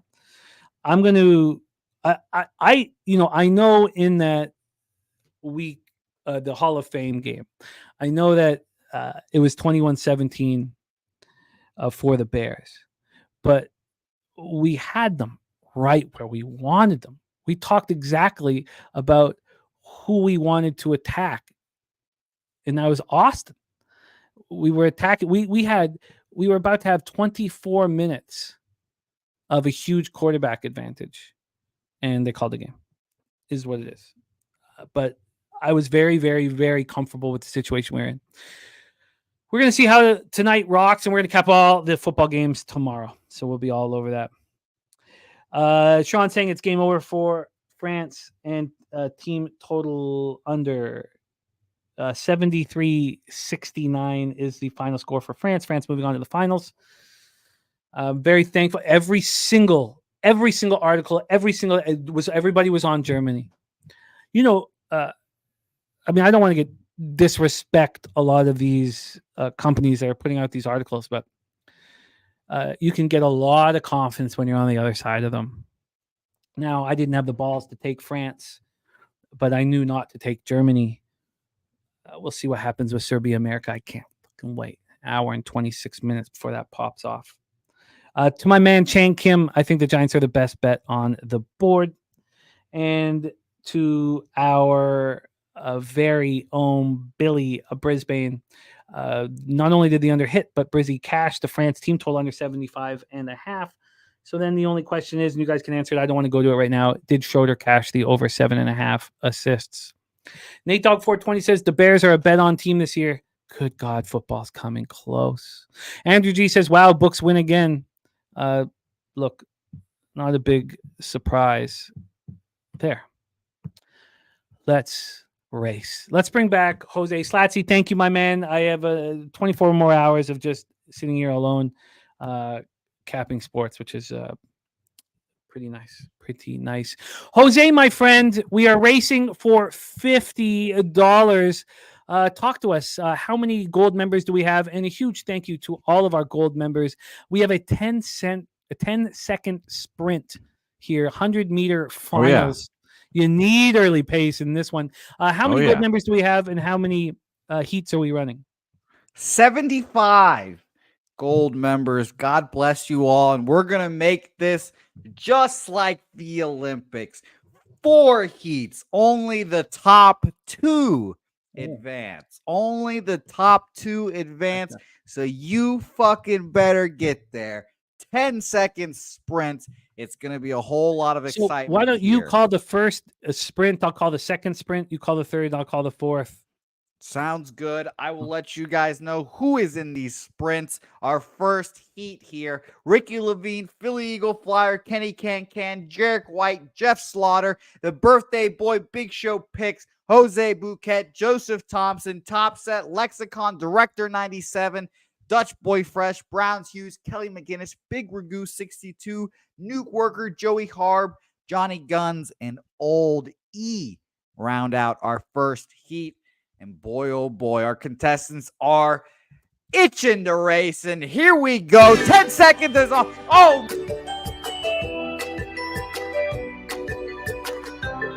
Look at this. And Browns Hughes. Oh my God. Browns Hughes out of nowhere comes through Lexicon. Congrats on finishing second for Browns Hughes. Wow. Very intense. That was very intense. That was extremely intense. Browns Hughes, they were all together, and then Browns Hughes took off a lot of sad, disheveled sprinters. That's how it happens, you know? This is how it happens. Wow. Shout out to you, Browns Hughes, and I wonder second. if the finals should be 200 meters, you know, but we'll go through another 100-meter sprint here. Joseph Thompson robbed here. Let's go into heat number 2. Nuke Worker says he prefers the camel racing. This is in homage to the Olympic Games. Jose, who is in our heat number 2? And are you writing down the winners? Yes. And don't worry, Nuke Worker. Only every 4 years will you have to deal with this shit. But it's a great time, and it's a beautiful time. So shout out to you, both Lexicon and Lexicon and Browns Hughes. Heat 2, Donut Silks, Fanatical Jim, Ron Crawford, Nasty Nate, O'Brien Palmer, Nut Flush Allen, William Bardo, Truth Teller, Preston Ekdahl, Dominique Diaz, Sharon Pulliam, Fernando Mendoza, Gerald Jones, Coyne, Goron, Nikoski, Big O, Randall Sheffield, K Wolf, and Zoe Faye rounded out there. Let's race, Jose. Let us go again. Oh boy, 7 seconds. 6. Oh, I don't see any of this. Oh well, it's happening. Oh, not on the screen, Jose. Oh, it's on the screen. Great. Thought I had it on the screen. Okay, all right. So we're back here again. Oh, good luck, all of us. The 100-meter quarterfinals here in Paris, France. Jose, let's race. And a very, very tight opening few meters. And it is Randall Sheffield. Randall Sheffield coming to the final. Randall Sheffield, who's going to come second? There's a huge rush. Looks like Fanatical Jim was second, and he was. Randall Sheffield with the early speed taking care of business. Randall Sheffield and Fanatical Jim. The short races aren't working out for us, I think, the way we had hoped. But we will continue this way. So there is race number 2. Moving into race 3, Panger says that was better than the first, no major lag. Nasty Nate says he believes he came in last. Yeah, it's not the history of Nasty Nate's not being successful here in these races is something that we do enjoy. We do enjoy. Let's roll here. The bag on the far outside there, Jose. Yeah. Sammy Culmer on the inside. Who else is in this one? Sam Culmer, Justin McKelvey, Bo Jackson, Crystal Craig, Paul Taylor, the Sailor, Rod Z, Little Domo, Jay Peasy, Julian Cesario, Connor Mack Picks, Kent Davies, Billy Friedrich, Saturated, Nate Dogg, Matty Ice, Rez Mob, TJ, Daby Cab, and yes, old James the Bag at the top of the screen here. An intense 10 seconds. We're off here. What a beautiful race. Jimmy with that early lead. He's poking his nose out in the front. Can he come through? Kent Davies is there as well. There he goes. TJ with the late burst. Late burst. Look at that. Wow. TJ and Julian Cesario moving into the finals. And I fell off badly there. Yeah, you did not have the late pace. You always need late pace. No matter the length of time, you always need late pace. So it's beautiful there. We've got one more heat here. 18 cappers here. Chris Boggin, Jason Meyer, Iron Eagle, Ricky Bobby, Juan Ruiz, BTJ Dub, Ken Wood, Chosen Wood, George Wood. Oh, a lot of wood in this one. Kill Will Tehran, Skunt Blaster, Nunya, Rob Bree, Sports Money, Juan Chavez, and Joey Marinaccio round out our final heat of the 100 quarter finals here in beautiful Southtown 101 racetrack, which is also the host of the Olympic Games in 4 years. Who would have thought? Yeah. Very, very exciting here. We go our final race. Let's see who gets into the finals. And they're off. The gun has been shot. Chris Boggin trying to get in there. Nunya making a move. Can Nunya hold it? Here's Joey Marinaccio. He wants more. An Iron Eagle. And the late pace coming from Juan Chavez. And Juan Double Ruiz. Juan Chavez and Juan Ruiz. Iron Eagle, Rob Free right there, but don't get to the wire. So how long should we do the finals? We need a little more action. Yeah, I think we need 30 seconds to 20 seconds. What do you think? Let's go 20 seconds. Let's make it 200 meters here for the finals. Good luck, everybody. $50 on the line. Browns, Hughes, Lexicon, Randall, Sheffield, Fanatical Jim, TJ, Julian Cesario, Juan Chavez, and Juan Ruiz. Juan Ruiz, already a two-time champion, our friend Juan Ruiz. They are about to race. Jose, you do the first 10. I'll do the final 10. Okay. Some beautiful shoes being worn. There's a lot of definition in these calf muscles on the front line here as well. Some tree trunks out there. We're racing here to determine who wins the gold, who comes home with the bacon, and who comes away $50 richer. Browns Hughes, who got it, Jimmy? Very tight group. TJ, Juan Ruiz, Browns Hughes trying to get to the finish. 4, 3, 2, 1. Can Juan Ruiz get there? God, no, he doesn't. No, he doesn't. Oh, God. Browns Hughes is our winner. Browns Hughes is our winner. Juan Ruiz, so close. Look at that picture. Look at that. That is the agony of defeat and the thrill of victory personified right there. Browns Hughes running across the finish line, arms out, while you've got Juan Ruiz back there, slumped in depression. My God. I'm going to reach out to our friend Browns Hughes and let him know that he is the winner. Excellent work from you and from all of our gold members. $50 richer is Browns Hughes, padding that bankroll. There we go. Billy Friedrich says, check the runner's thyroid levels. Let's get serious here. In an hour and 16 minutes, USA versus Serbia to get to the gold medal in the Olympics game. Very important game. I don't know how sports can be more fun than this. Maybe if Canada was playing America, but if it wasn't Canada, you'd want Germany or, Serbia. I mean, it's even though France is now in the finals. Now, one of the things that I really believe in is the adjustments. France made the adjustments, pulling Gobert.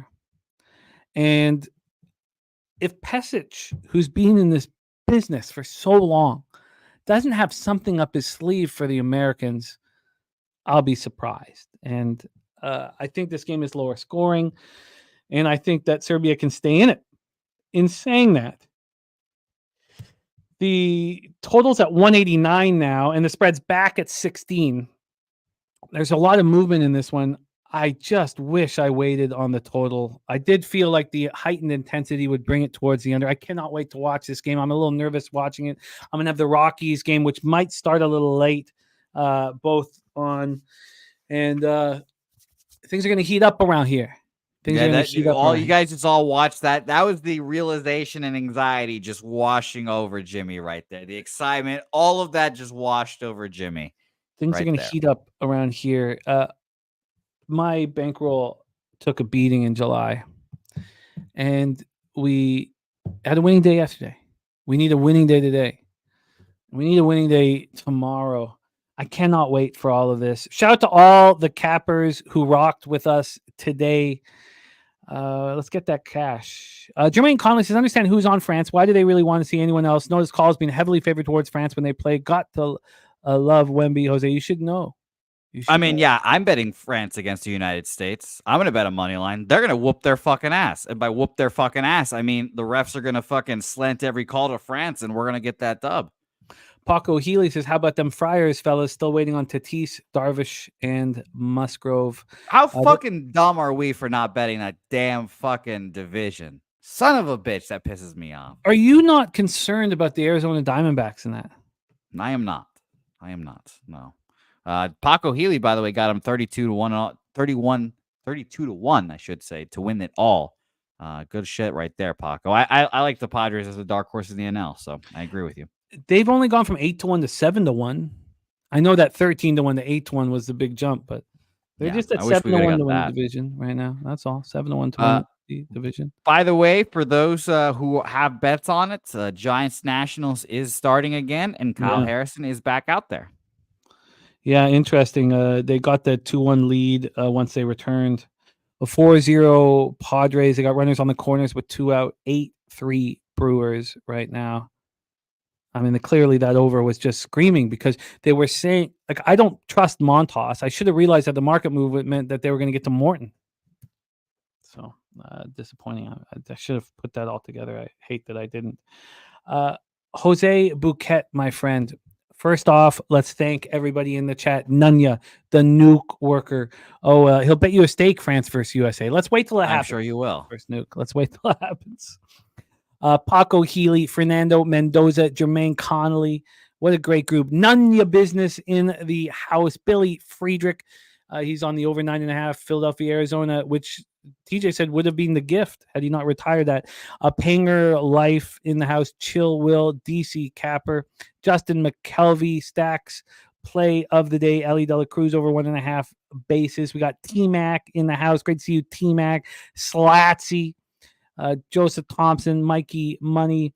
All of you guys, thank you so much. Old E, Crystal Craig. Crystal Craig is on Jackson Holiday over 1.5 bases at plus 160 for her play of the day. Earl Sports bets already on the Eagles money line tomorrow.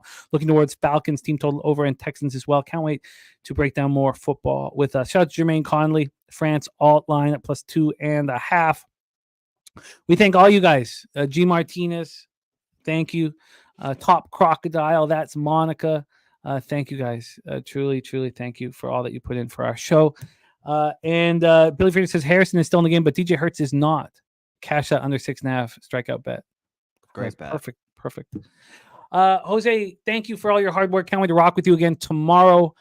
Can you please say your what up? Shout out to Cuban Connect rocking with us and bless our action as we roll into the future. Yeah, it was nice to see everyone that's in the chat as always. Or guys like Nasty Nate and Truth Teller, Fernando Mendoza, Nunya, Nuke Worker, etc. Thank all you guys for joining and being a part of the show as always. Justin McKelvey, thanks for your play today as always as well. It's going to be a fun day. I'm obviously going to be sweating out baseball as well. Jimmy, I wish you luck. Thank you. I mean, I know that this is going to be a very stressful hour and a half or so for you as well coming up. So cannot wait. Thanks everyone for watching. We'll be back right here, right again here. You know, everyone knows the deal, 11 a.m. Eastern, breaking down all the games on the card. Just don't forget to show some love in any way you can. Hit the like button, subscribe, and go to the website, purchase some merch. There's lovely pictures, or I should say lovely shirts with images of Jimmy on them as well. You want to walk around with the old Jimmy and P, you can get the PSR logo tee as well. All available at Pub Sports Radio. So shout out to you guys, and let's go milk some motherfucking bookies. Jimmy, when are you going to go back to another ranch to go milk some cows? You know, I saw that video again today. That's a good Need question. That again. That was in Costa Rica too. That was Costa Rica. Oh, that was of course. There's no cows in Canada. We all know that. Fucking shout out to the Ricans and shout out to you guys. Leche y los